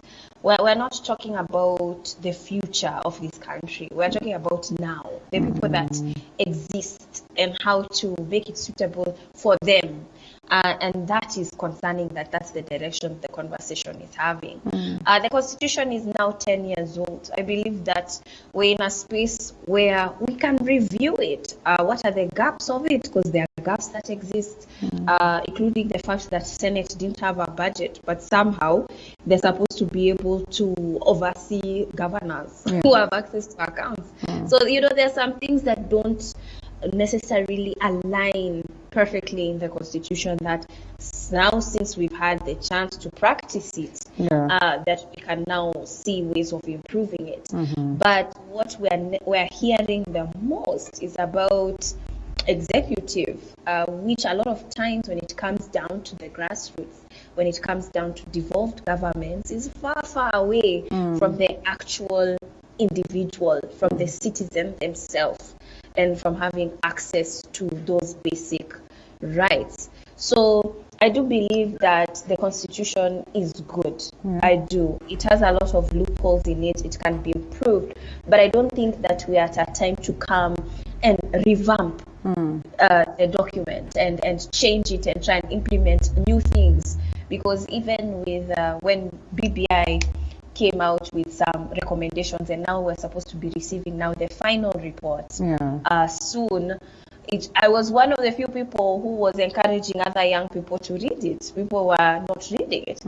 But even going through the document, some of the solutions, actually most of them, you don't need constitutional amendments. Oh yeah? You don't need to go for a referendum? No. No. We don't, for most of them. And there were a few of them which were quite valid as a country that we need to look into, including culture and understanding our culture, how can we now promote Kenyan tribes in a way that's positive. There are a lot of good things that were in the document as well, but things that were lacking, land. We did not even talk about historical injustices, and those are the pain points of our country. And if we do not talk about those, then we have simply put a band-aid on the scar that's already there. So I think that, you know, we can talk about reconciliation committees or reports that have been done previously, and why have we packed them? We've said they are good reports and we've, you know, stocked them up somewhere. I think that should be beneficial to the people of Kenya. All right. Than us talking about a referendum coming up that's focusing on Prime Minister proposition. All right. You are a youth, yes. You are also growing into a beautiful woman, a vocal woman, a woman who understands issues, a woman who is capable of, representing the rest of the women out there. And we clearly see how politics is being played in the country, not in favor of the woman at all. We have not been able to achieve the two-third, constitutional requirement as it stands, the gender rule. And as it is, I don't want to say that we are facing the threat of extinction on matters politics, but we also are facing the threat of going back to where we are, where we were trying to fight for the space of the woman. Achievements that have been done by the likes of Gilu, the likes of Martha Karua, Niva Mwendwa, up until this point, we are just going to watch them go down the drain. What can we do to salvage the space for the woman? Look at what is happening to Governor Anne Waiguru. Look at the threats that Governor Charity Kaluki Gilu faces, and many other women as it stands today. Yeah, a lot of people also ask me, do you think that the women representative seat is useful? Should it just be scrapped? And it's concerning because people don't realize the strides that women have taken to even be able to have an affirmative action seat. But it's sad that our parliament right now is unconstitutional because they don't have the two-thirds. And they're still functioning, and it's gone 2 times through the president, through courts, but still it's just something that is not paid any attention to. But 2017, we had 3 women elected as governors, and I would joke about it all the time that before that, can you imagine if governors, the Council of Governors, were to have a meeting, the room would be filled with men. Yeah. We need to let that sink in. All the governors were men. Visualize, yeah. Oh my goodness. And when you let that sink in, and the fact that 50% of the population is women, we're like, my goodness, this is a glaring issue. And so now to see that 3 were elected, but Honorable Leposo passed away, God rest her soul. Then now Anne Waiguru, we're talking about her position of being impeached, which her office questionable due to inappropriate actions or appropriations, which is something else. But now we're watching Gilu. Now Charity Gilu is being followed up with. It's unfortunate that maybe by the end of the year, again, we'll be back to... Have these women failed, Nerima, have these women failed to prove that they are capable, looking at the women representative seats? I mean, first phase of devolution, and they were tried, they were tested, and much as they probably have done so much, it looks like it's not out there in the public domain, such that then there are talks all over that probably we should scrap off this seat. I mean, what is the essence of having the women representative seats? Have they not proven enough that they are good, they are capable, they are the best, characters that they can push the nation forward? They can do better. I think where we lost sight of the ball when there was Inua Dada and when the two embrace when that came out, it was so unfortunate. Right. But talks of scrapping off the women representative seats were there even before they embraced the Inua Dada. They were engaging in politics, which again is also a democratic right or constitutional rights. But these talks of scrapping off the women rep seats have been there, and women being labeled as limos, women being labeled as people who are not capable, and flower girls. It's unfortunate. It is. It's unfortunate because at the end of the day, women will not have access to the same finances or capital that men do to enter politics. Yeah. A lot of men will depend on fundraising or friends to be able to donate towards their campaign, which is not necessarily the same for women. So it's completely different playing fields. But not all women are terrible representatives. I don't think so. And it's unfair to clasp a whole position on one individual. We don't say the same thing with members of parliament. If we have terrible members of parliament, which we have seen, including one shooting someone in a club, have we gone and said that all men are terrible members of parliament? That position should be scrapped. We don't. No, we don't. So, yes, we don't. And so I think that the narrative when it comes to women is unfair. And that's something that we need to take note of. But I believe that women repositions has been a stepping stone for several other women, including Shebesh, where now she's able to work in gender. Right. And that's something that perhaps wouldn't have been there. People have entered through nomination, including Sakaja, and now he's the senator of Nairobi. Yeah. So it's to just show that those positions have assisted some individuals to climb up the political ladder, and it's supposed to support women to climb up faster. Yeah. Otherwise, we could be taking another 100 years or more. But countries like Rwanda are doing very well when it comes to affirmative action. And you can even see it in their development. Yeah. So why for Kenya are we thinking that we cannot have women in these positions of power, that they cannot work with us, but then we expect them to vote these people in? Because again, they will go to make sure that they engage with the women in the grassroots. But where I do see a fail is the fact that young women and perhaps even older women in civil society, in political leadership, there's that lack of mentorship and synergy. That's something that needs to be cultivated again. That's something where I should be working hand in hand with a woman who has been in civil society for decades to be able to navigate through this space and understand it. And that's where it's broken, and it's across the board. Because we're seeing it the same where there's a generational gap, even in the church, everywhere. And that's where we have this population of youth that appears to be lost. And this population that went through trials and tribulations of dictatorship, of one-party rule, and pushing for a constitution. They got the constitution, then they said, yes, we're done. Okay. All right, I hope I didn't cut you short. Yeah. So there is so much feedback coming in. Let me just pick this one from Alini, because then we also don't have time to expound more on that. Interesting and candid conversation, but Kenyans should brace themselves for much harder times, as things will get worse before they get better. And the advent of urban to rural migration is set to take place. The young lady has, and I must say, a good insight on the events taking place. At least I'm happy to see a youth who's familiar with the surroundings of exactly what's going on in our society. It gives hope. Thank you so much. That is from Timothy Alindi. Thank you so much for watching, Timothy, and many of you who are also sending these messages. Before we wind up on this, I would have wanted to engage you on the political events that have taken center stage, but I think that is not key, because we've also touched on the same. I will not go before asking you, what do you make of the fate of devolution? Devolution is set to bring, services to the people, development to the people at the grassroots. As Timothy says, their likelihoods will see so much of, urban to rural migration. When these people migrate to the rural homes, what is there to find? What has devolution done for them so far? Devolution has brought access to roads in some areas that would have never seen a road in the last 10 years.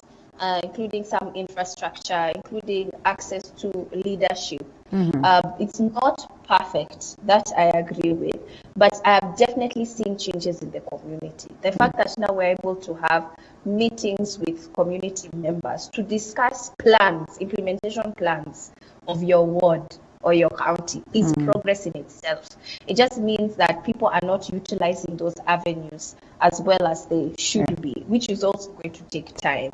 So I believe that devolution is good for our country. Instead of leaving it the way it was, capitalistic and federal, that way, then we would see the division of public resources being completely unfair. It's still unfair, but at least now we're able to pinpoint as to where and find ways to fix it.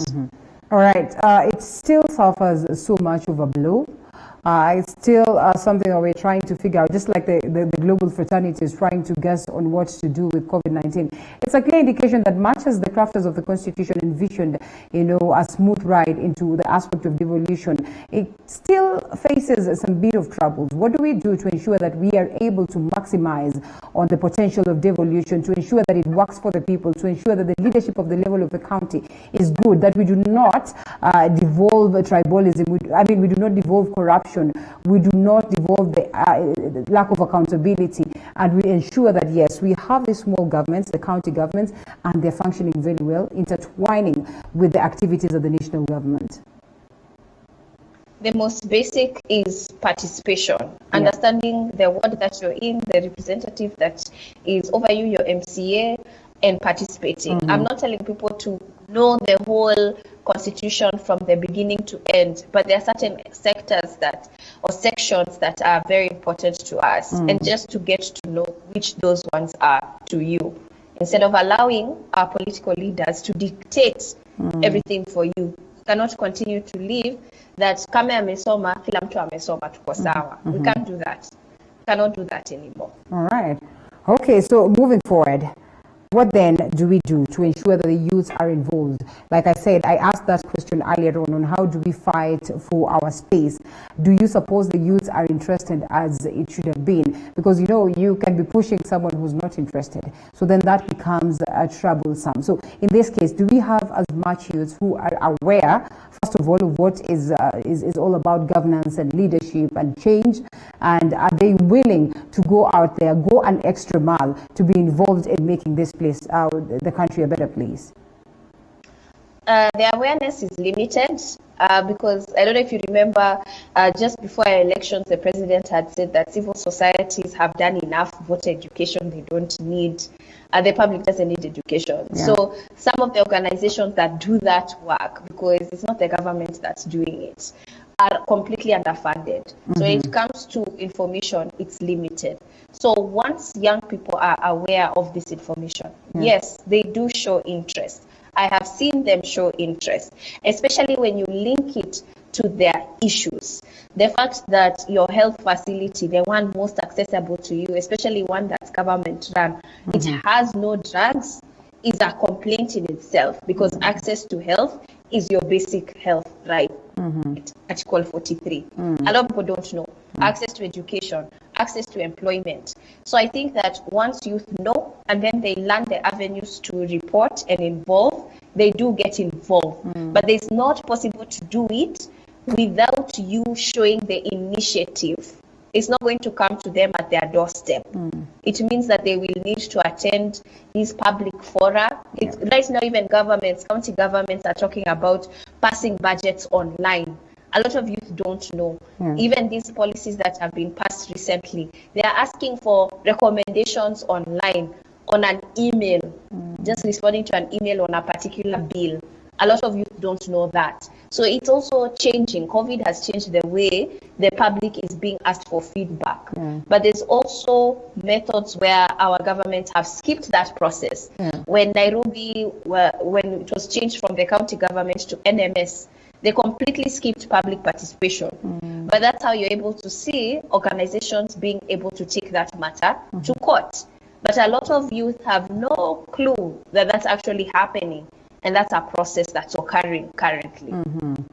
Do you confidently think that Nairobi is in the best of hands? Has it been militarized, now that you mention it? And as of yesterday, the Metropolitan Services Director General reconstituted the Nairobi Water Sewerage Board, of course, bringing on board a new team led by Major General retired Andrew Ikenye. And we've seen numerous changes in as much as maybe the courts have come to dispute this. Nairobi being the capital city where so much stands, where so much of course, the credibility of the country lies. Is it in the best of hands? It was sudden. I had even gone to Nairobi. I think I was passing by the shop or something, and I saw a military tank. Yes. And I was so blown away. It's even the whole visualization of it. You can see it visibly now. It's concerning, but it's also a debate, because when we were trying to think about how the counties would be split. A lot of people felt that Nairobi shouldn't have been counted as a county being led by a governor. And it's not that that doesn't exist. It exists in the US with Washington, D.C. And just because of the amount of power that it does hold.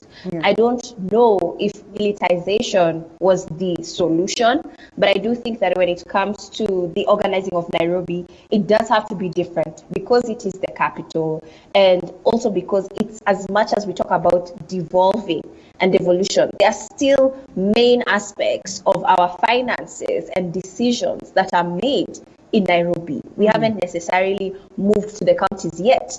So that's how you're still able to find senators living in Nairobi, but they're supposed to represent a county that's 50, 100 kilometers away because all the decisions are still made in the capital. So I think it's going to take a lot of time before now we have our own courts in these counties, our own hospitals, our own systems, our own methods of how things work. But until then, militarization just seems like a solution for Africa, because there are also other countries that depend highly on their military. And it's also a sense of, is it fear? Is it a sense of control? Does it necessarily mean that we're safer? Things are in better hands? Is it because we also believe that the military handles things better? You know, remember during the funeral of Moi, everyone was saying, wow, they're so on time. Wow, they're so organized. So must we be controlled by the military for us to have order and discipline? All right. Which is unfortunate. Unfortunate. Good question right there. I hope it lands into the right ears. And speaking of which, I didn't want to engage you so much on the politics of the day, but because we have like about 5 minutes or 3 minutes to wind up, what do you make of these party politics that are playing in the country? You know, Jubilee factions within, Jubilee Asili, then boom, all of a sudden it's a coalition because then KANU has joined in, Chama Mashinani has joined in, officially Wiper Party is in. Most probably you would say that also ODM is in. It's just that it's not formally or officially, you know, declared. I mean, what do you make of it, and where does it place us in terms of, you know, making the best of democracy, making the best of multi-partyism? I am always asking my friends here, I'm like, what do they talk about when they enter that room? Because people come out completely different. I know, right? What are they drinking? Because it's shocking us out here.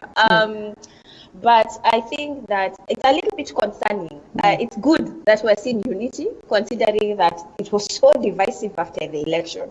It was toxic. But now it seems that we're seeing a unity that's also toxic, especially when we have a majority rule and there's no space for divisive, or not even divisive, there's no space for different opinions or association or criticism. Which at the end of the day, I believe is a little bit healthy. So what we have is a few individuals making decisions for many people, and that's majority rule. But then what we have now is interests, and they are selfish interests. They have nothing to do with the public right now, and they are busy aligning for power. And it's concerning because we're seeing our leadership. They are public servants. They are voted in by the people, but they feel entitled to the people, where they are not necessarily concerned about what the public is going through. Because here we are seeing those statistics we had shared earlier about how things are difficult, but they are so focused on their own self-interest and positioning for the future. And I think that it's unhealthy, especially even the way the narrative is being spun. The fact that our deputy president is being outlined is not something to be joyous about. The fact that he entered on the same ticket as the president, the fact that we are watching it happen before our eyes is saying a lot about how we view our democracy based on individuals. And if we don't like an individual, we can get rid of them and all their friends can go with it. And that's not healthy, because even when we talk about democracies that have existed for a long time, even we can talk about the US, Democrats and Republicans can fight on issues, but then they can also come up with a bipartisan policy and compromise on education and reach halfway. But for us, because of who tabled the policy, we will reject. And that's not healthy for our country.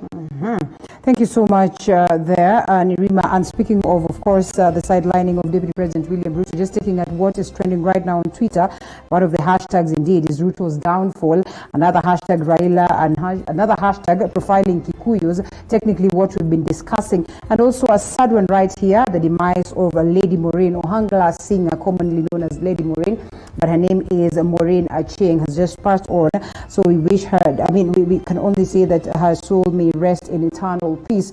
The cause and aid will be determining, and of course we update you before we get to wind up the broadcast. Thank you so much, Nerima Wako. It was great having you. Great insights right there. Youthful angle that is indeed promising for the future. We look forward to have you some more. Thank you so much once again. Do enjoy the rest of the moment as we cross over to a different segment altogether on Matters Lifestyle. And this time around, we take a look at the high cases of divorce in the country, in the global fraternity, especially at this time of COVID-19. What could have informed this, and how do we save ourselves from this?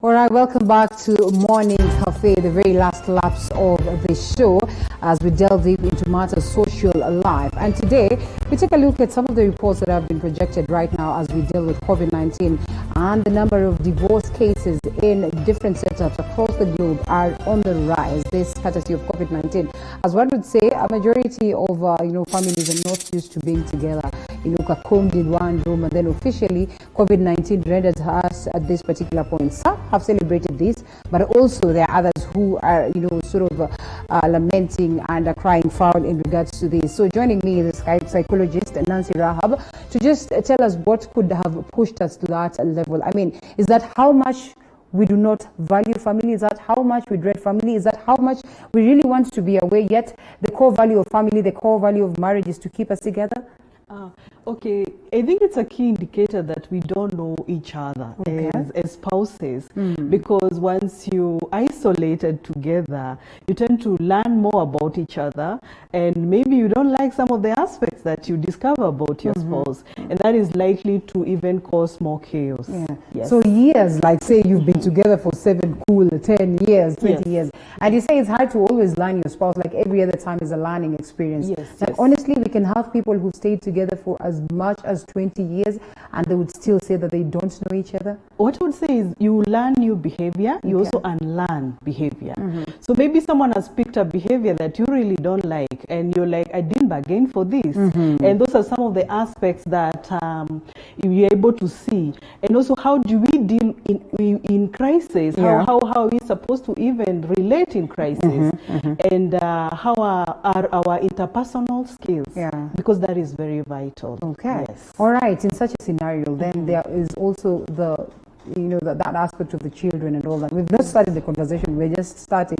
So I am thinking, well, until this point where we say that, okay, well, we didn't know each other and everything, what would push you to that point of overlooking the interest of wanting to learn your partner at this time, and you choose a divorce rather than, just trying to learn this person, and you even overlook the aspect of children who are there dependent on you, dependent on the family umbrella?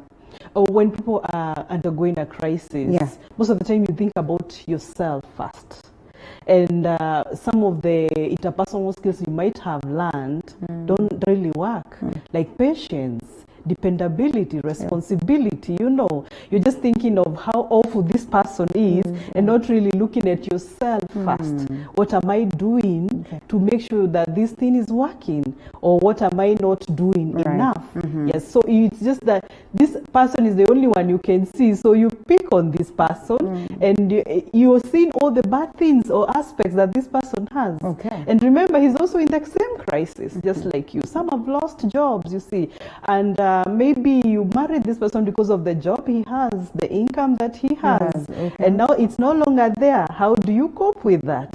And most people are opting out. Yes. All right, so I am looking at some of the news stories that are making headlines, and about divorce, especially at this time of COVID-19. Divorce rates increased in Saudi Arabia amid COVID-19. Divorce rate after coronavirus quarantine in China is warming up, and it's COVID-19 changing our relationships. And I want you to answer that.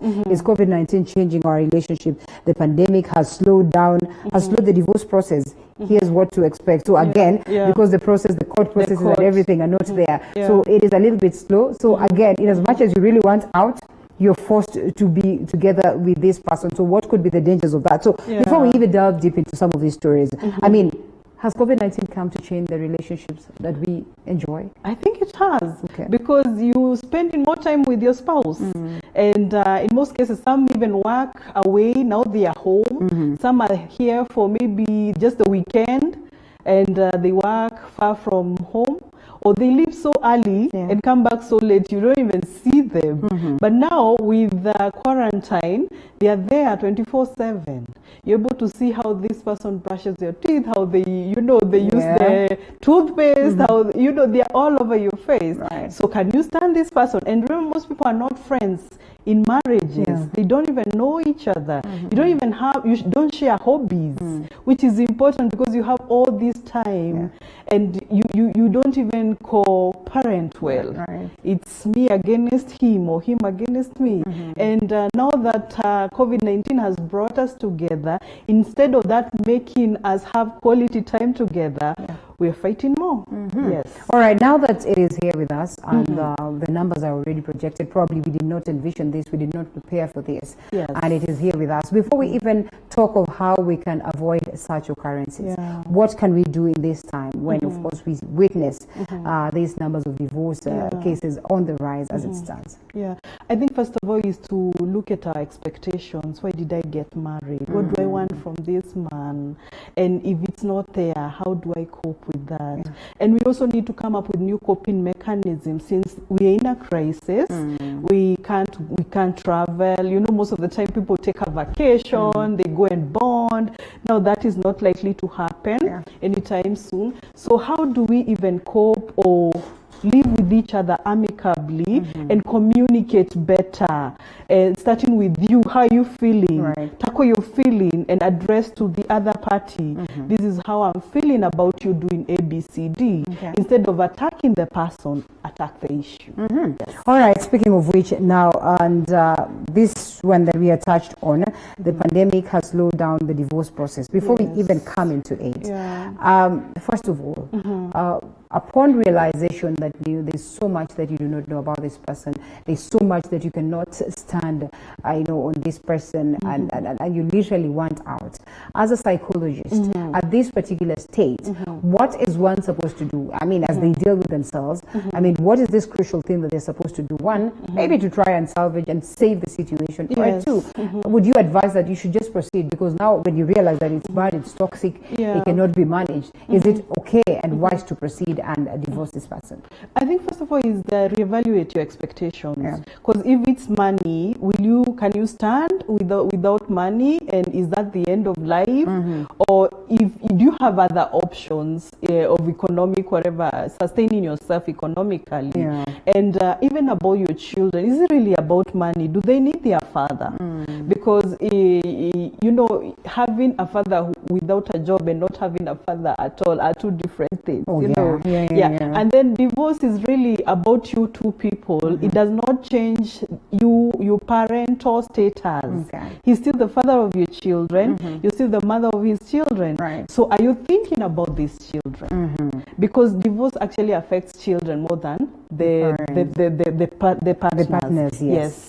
Okay. And at what point then would you acknowledge that it is important to proceed and divorce? Okay, well, we would say that it's been such a short span, such a lengthy span dealing with this, health issue, but also such a short span for someone to wake up and say, you know what, in 3 months, I think I cannot stand you, and off I go. At what point would you be convinced as a psychologist that it's okay, this is worth, for these partners to call it quits?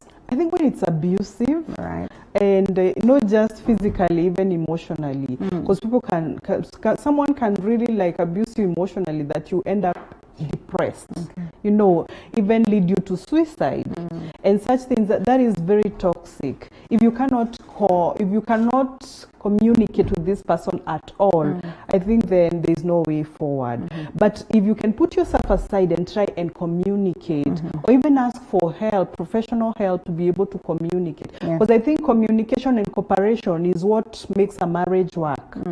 And in communication, you talk about your emotions, your feelings, and address that one-on-one, face-to-face, And if you're able to do that and not really get solutions, then I think there's no way forward. But I think in all cases, with good communication and cooperation, marriages can work. All right, that's interesting. And this one, the pandemic has slowed down the divorce process. One would look at it as something that is directed to the people who officiated their marriages, maybe at the Attorney General's office, in churches and all that. And it truly is, it is, because then also we know the process of marriage itself has been altered hugely because of COVID-19. So in such an occurrence, how do you then realize that, okay, this is toxic, this I cannot deal with anymore, but then there are also legal processes that need to be incorporated. There are also processes, formal processes that need to be incorporated. How do you balance this until that time when it is official and evident and clear that you two are no longer an item? I think the first thing is to ensure you're safe. You and your children are safe. Because you wouldn't say that because the courts have closed, so I have to stay with this person and be beaten for at least up to September, or give yourself a timeline. No. Are you safe? and what can you do to ensure that you are safe? Because most of the time, even violence does not really mean that the person likes fighting, but maybe you're also provoking it, you know, and such things. But I think this depends on the country you're in, because in like Kenya, it starts with separation first. You don't just go to court and you're given that divorce, but you're separated and you're able for quite some time.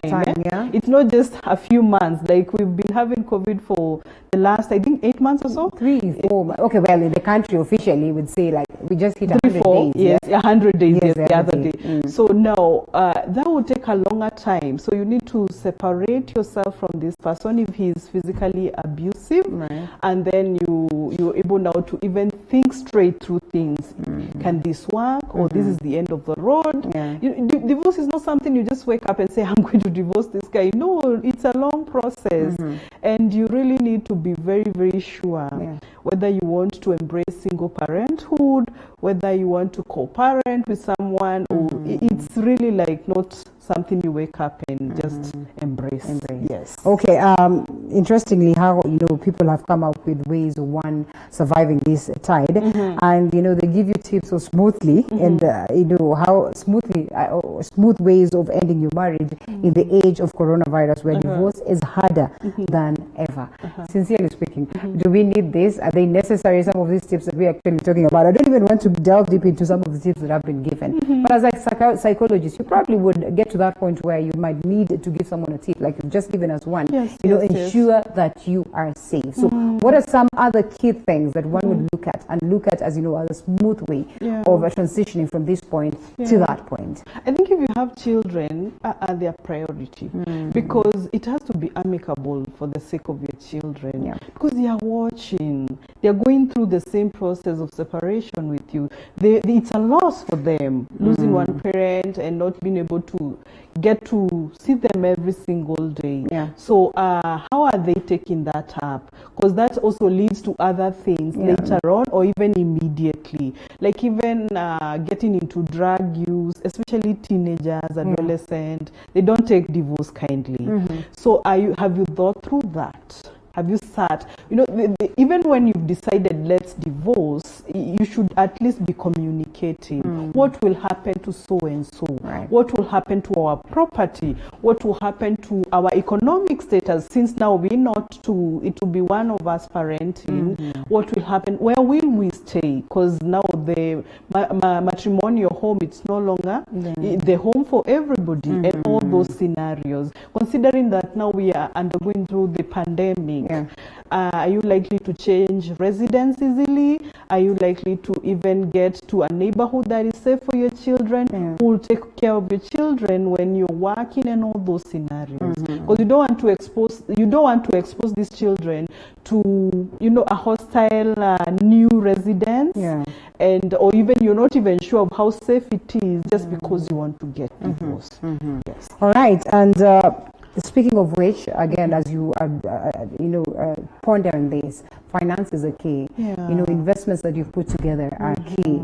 So in such a scenario, I mean, do you just overlook all this and say it's over and done? It's about my happiness. It's about my joy. Do you overlook the aspect that if I am the one who's going with the kids, then I might need this. I might need something as something as resourceful as a seat for them. Something as resourceful as a cooker for them. So at least I'm able to fend for them and ensure that they are able to enjoy a meal. And I'll say this again. Divorce is something you think about when you're very sober. Put aside your anger, put aside your bitterness, and think through of how you will survive, especially when you have young ones to take care of. Because can you imagine if you just walked out with nothing? Where will you say? Will you be a homeless person with children who are used to maybe a very big house? You also need to prepare these kids psychologically. You don't just walk out, and one of the worst thing one can do is actually hide this impending divorce where as far as children are concerned, because once they discover, they are very unforgiving, and it is very depressing for them. Yes. Okay, how do you sit them down and speak to them and make put some sense into their head and make them understand that this is bound to happen and it's not because you don't love them. And you know, coming to that aspect of co-parenting and single parenting. First of all, you have to reassure them that it's not their fault, because most of these children think it's them who caused all these chaos. Because you know, sometimes kids can be naughty. They can remember maybe an incident that happened and think, oh, maybe daddy left because I did A, B, C, D. Reassure them it's not your fault. Mommy and daddy need to separate. It has to be child friendly, depending on the age of this child, you know. And then tell them that this is still your father. That is very important. Do not blame the other party, and always assure them that this person will always be there, and ensure it's amicable in front of the children. It's different. It's different. Well, we've witnessed of late, you know, people embracing co-parenting a lot. But equally, there's some few who would prefer to disappear from the lives of this person, maybe because of the damage that they have faced, disappear completely, disappear from the lives of these kids. I mean, how do you take them through that process and let them know that, daddy was here today, daddy will never be here again? Okay, I will not judge. So I'll say people have different reasons why they want to disappear. Like, for instance, if someone was abusive even to the children, one might want to really disappear completely and even hide your location if this person is even a stalker and all that. But I would say it's very unfair to the children, because they love both parents equally. You know, it's very ideal to have a mother and a father if they are alive. So I think sometimes it's good to put yourself aside and know that it is important. No matter how bad you think this person is, he's still the father of your children. So give them an opportunity to get to learn about him, to know him, and then they'll make their decision whether they want to see him often or not. Transitional process. But sometimes one would step from this relationship to another one almost immediately. Some, of course, based on the kind of pain that they've gone through. Some of them as a rebound. Some of them having well thought about this and everything. So how do you get these kids to understand that, yes, somebody else is coming into our space, and you know, you can appreciate this person, you can look at them as though they are daddy, you can look at them as though they are mommy, and you know, try and embrace them. I think personally you can move on, but the children, it has to be a process. Because remember, they've lost. It's a loss. And they need to actually get used to that fast before you introduce someone else. But also for their safety. You don't even know this person well. You can hop into another relationship for all you want, you know, but the children cannot do that. They're still thinking of their father. They not blame you because of this or blame this other person who is very innocent because of what happened to their parents. So it's good to think that through, and it's okay to start another relationship. But are you really, you know, you're still wounded. What are you going to give in that relationship? I think it would be very selfish to do that and also involve the children. But if it makes you feel better about yourself, it's okay. But you have to consider these children and their ages first of all. And now that you talked about ages, which is best? Some would argue that, okay, he's only 3 years old. What does he know? Do I even have to explain anything? No, he's probably at 10 years. Maybe this one needs to understand some beat. But you know, you won't even go much into details because you're thinking she's still too young for that. Then it's someone who's old enough, you can probably sit them down and tell them this is the reality, this is the thing. So when you're handling these ages and the different ages and all that, how do you handle them? Sometimes you have all the ages, you know, like represented in your home. So how do you get them? You speak to them separately, or you sit them down together and you know, reason with them? I think children learn through observation.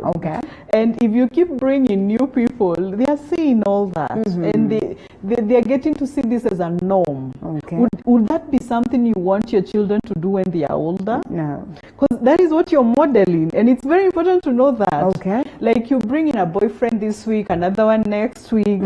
That daughter of yours, as young as even 3 years, can see that, and it's okay. But even before it gets to that point, I mean, just that aspect of separation, that yes, daddy is going his way, I am going with you guys, or you are going with daddy, and that, and you know, there's a difference in age. Do you speak to them in unison, or you just address them individually based on their age? I think you have to separate with ages, because like for a teenager, you expect rebellion, resistance, so you don't want that to happen in front of everybody. everybody else. So it's good to separate. A preteen reacts differently. They are angry. They don't talk much.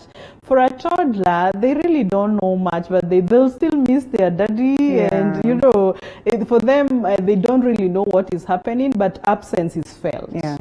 So it's just reassuring them and making sure that this other parent is also partisan in parenting. Right. Yes. Okay. Yes. The psychological effects of this, or even before we get to the psychological effects, we talk about could there be psychological triggers that could have triggered you know, this occurrence, so that people can decide, let's part ways, and we can not be able to deal with what it is that we're going through right now. Yeah, this is not normal for us. Of course, it will trigger depression, and when one is depressed, it's kind of hard to reach out to them, and the other party might feel like, you're sleeping too much, you're talking, you know, you're not talking, you're crying too much, and you know, all these things can trigger all that. And others could be some other underlying issues. Maybe it wasn't even working before COVID, but now this is a good excuse. Okay, well, which majority of us, I mean, people would do that. Yes. And maybe it's brought you too much close together that you've discovered, this is not what I bargained for. It's a time also people are discovering that others are having affairs and all that. Because remember, you're there all the time. Who are you talking to on phone? Who are you Skyping with? And so a lot is discovered within this time because you're in that house together most of the time. So it's kind of hard to hide something that is happening. Right. Yes. Okay, so that there's a way that also psychologically one would be affected, that it would trigger this point. Or trigger someone to want to have a divorce. Yes, of course. Because if you're feeling like this person is making you even go into depression, then you can actually, not on a sober note, just decide this is it, you know. And also we've seen that there's a lot of cases of physical abuse, gender-based violence, you know, in families. So if someone thinks that they're exposing their children or themselves to danger, they might just decide to opt out. And remember, this is not because of frustration. Someone has lost a job, or you're on half pay, or you know, and the uncertainty that is coming with COVID, because you don't know what tomorrow brings.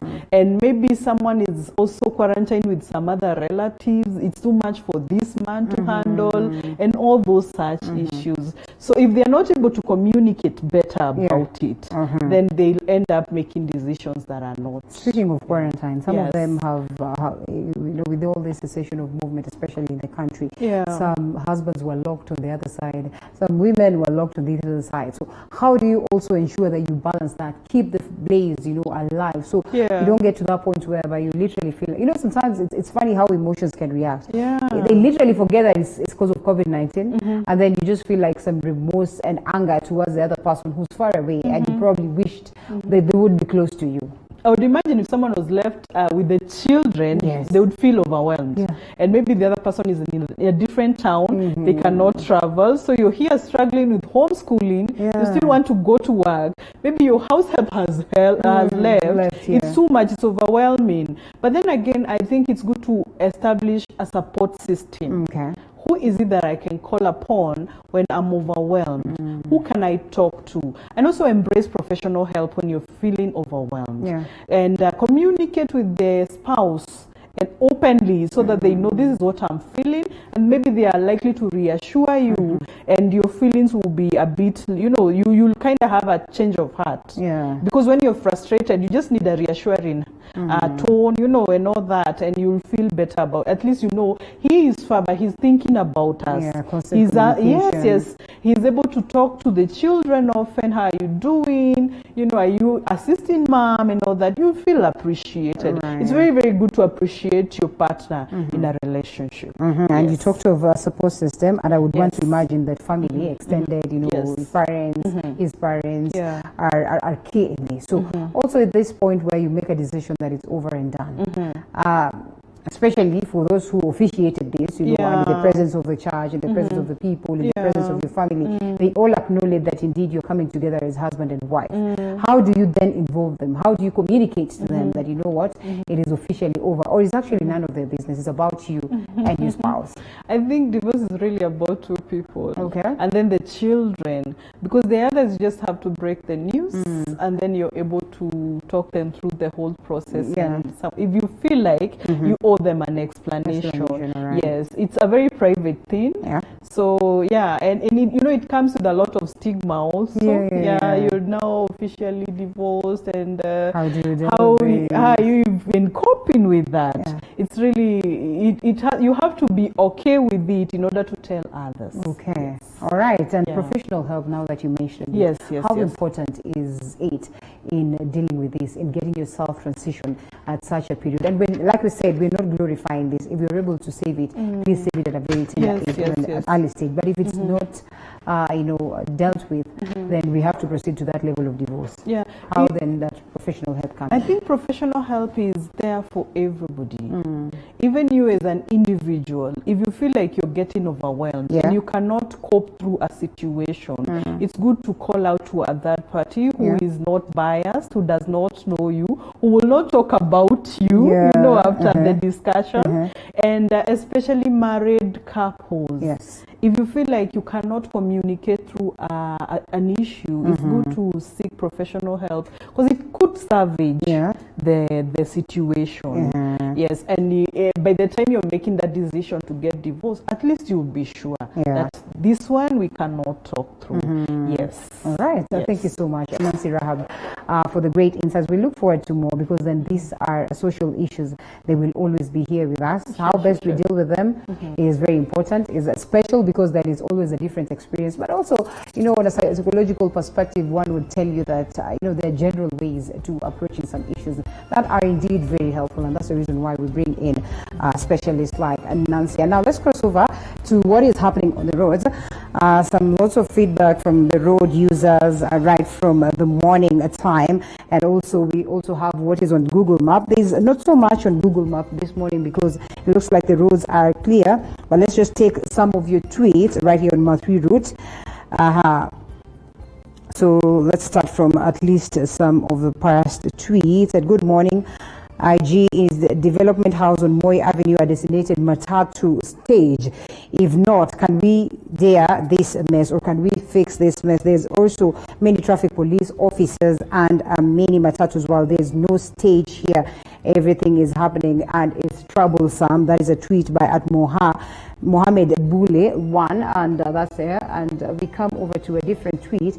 Let's go. We'll sample them as we're up. Langata Road is just a mess today. Back to the usual slow moving traffic. A clear indication that yes, people have even forgotten the COVID-19 directives. And I think today morning we discussed about that. And I say, things are back to normal. That's the reality of the matter. The question then should be, do motorists know these hand signals? I think also in reaction to a tweet down here, how many of us are alive to the signals that are on the road and abide by them? It's important that if you're a road user, be rest assured that you need to understand some of these signals that will be helpful to you. And let's take a look at a different tweet here. Kenya Police is the national body in charge of law enforcement. That's a different thing. Okay, these are different tweets. Okay, walking on elevated lane is illegal. Same way walking on elevated section of Globe Roundabout is illegal. There is no walkway there at Globe Roundabout. Just a reminder from Atmushiri Dave too. And I think we all know how messy that place can be. And sometimes we overlook the key points that we need. That's why we say it is good to know the rules of the roads. Our road authorities unfortunately concentrate on number of cars using the road and not people. The new elevated Uhuru Highway will have 16 lanes at some point. How do you even cross such a road as a pedestrian? That's an interesting concern right there. And this also, someone painting a picture of what Rwanda is like. Bus stop shelters in Kigali City, Rwanda. A people-centered, resilient city. Nairobi needs adequate and decent bus stops, shelters. That one has been called upon the likes of Kura and Kera, NTSA, and there you go. Do you want me to say what you're saying, Mr. Director? It's going to be yes, it's going to Kencom. We want them better. That's the reality of the matter. Nyayo roundabout, Lusaka Road to City Stadium, traffic policemen and women are in large numbers. So like bees looking for nectar. Well. So Mjipange, kama wewe ni dereva, I think an alert from at Carol Tunduli. And I think it's also important that we have them on the roads because they also bring some level of sanity. Watu wa Nairobi wako na trust issues. The next seat komat iko empty, but bag lazima uibebe tu kwa laps zako. Well, I understand. I can relate. Sometimes you even in your own car and you literally want to carry your own bag. I can see Nancy laughing about that because she knows, I mean, as a woman, you want it close to you. Thika Road towards CBD clogged past Allsops at Gigisheru is updating you on the same. So if you're using these roads, be careful. Mombasa Road leads in detour from Nairobi. Traffic accidents, that's pretty much unfortunate, and we have received that information. Every time that you're using Mombasa Road, please be cautious. I mean, it can be hard even for people who are trying to cross. Just because it's illegal doesn't mean that people won't or do not do it. How many people die crossing Thika Road 10 lanes and Mombasa Road 6 lanes weekly? If you can use the overpass, please proceed and use the overpass. Eric Kigada, there's not so much in terms of what, of course, the road users are experiencing in the different. Okay, well, there's one here. And how many people do you see walking every day along the elevator? Okay, that's the Eastern Bypass. I think we've gone through that. Connecting to Mombasa Road, there is no footpath and it is illegal, but many people do it anyway. Same for the elevated. I think it's important. Let's cross over to what is on the maps, and we have the map right here. And like I said, we all have the green and yellow field because then it's evident that there's not so much traffic. I think it's easing up, even with the key spots that we've touched on, Mombasa Road and the likes. We are at around MP Shah and Ojiji Road, First Parklands Lane and all that. The roads are not as bad. This is Ojiji Road right here. Not as bad, it's as clear, and we all know that sometimes it can be hectic down there. Chiromo Lane going all the way to Chiromo Road and Muthithi Road, and of course not so bad. Here we are at Maple Court Place, Java House, Orbit, a clear indication that the roads are not as bad across different parts of the city. And if we can zoom to different areas, let's just try and see what we expect from Parklands all the way to the likes of Mombasa Road, where some bit of traffic have been updated. I think we need to see Sarch, Oshwal, Bulema Road coming all the way to Krupa Apartments, Parklands Apartments. Okay, all this is Parklands area. Let's pick different areas and see. There's nothing much here. Mudangari, Mugaga Green Estate, Spring Valley Road, not so bad in terms of traffic. Muratha Road right here, not so bad in terms of traffic. We're coming all the way to Kangemi. We also do not have so much so in terms of bad traffic. It's all green out here. Lower Kabete and Kiambu County, of course, Nairobi City County, Kirawa Road, we do not have much of traffic. Let's try and see whether we can get a hold of what is happening at Thika Road. The zoom also can be a little bit dramatic. We're now actually in somewhere in Bungoma and Kitale. I think we have lost that one. So let's see. We've lost this 101%. Let's go back and try and get a hold of that again. Just a hold. Yes, here we are. Oh, we're still back there. I think we've lost it. So yes, but clearly, as it is, it's not so bad in terms of the roads in Nairobi. And here we are, Nairobi. Yes, Makuyu, Tsavo Park, Chulu, Makindu, South Kitui. And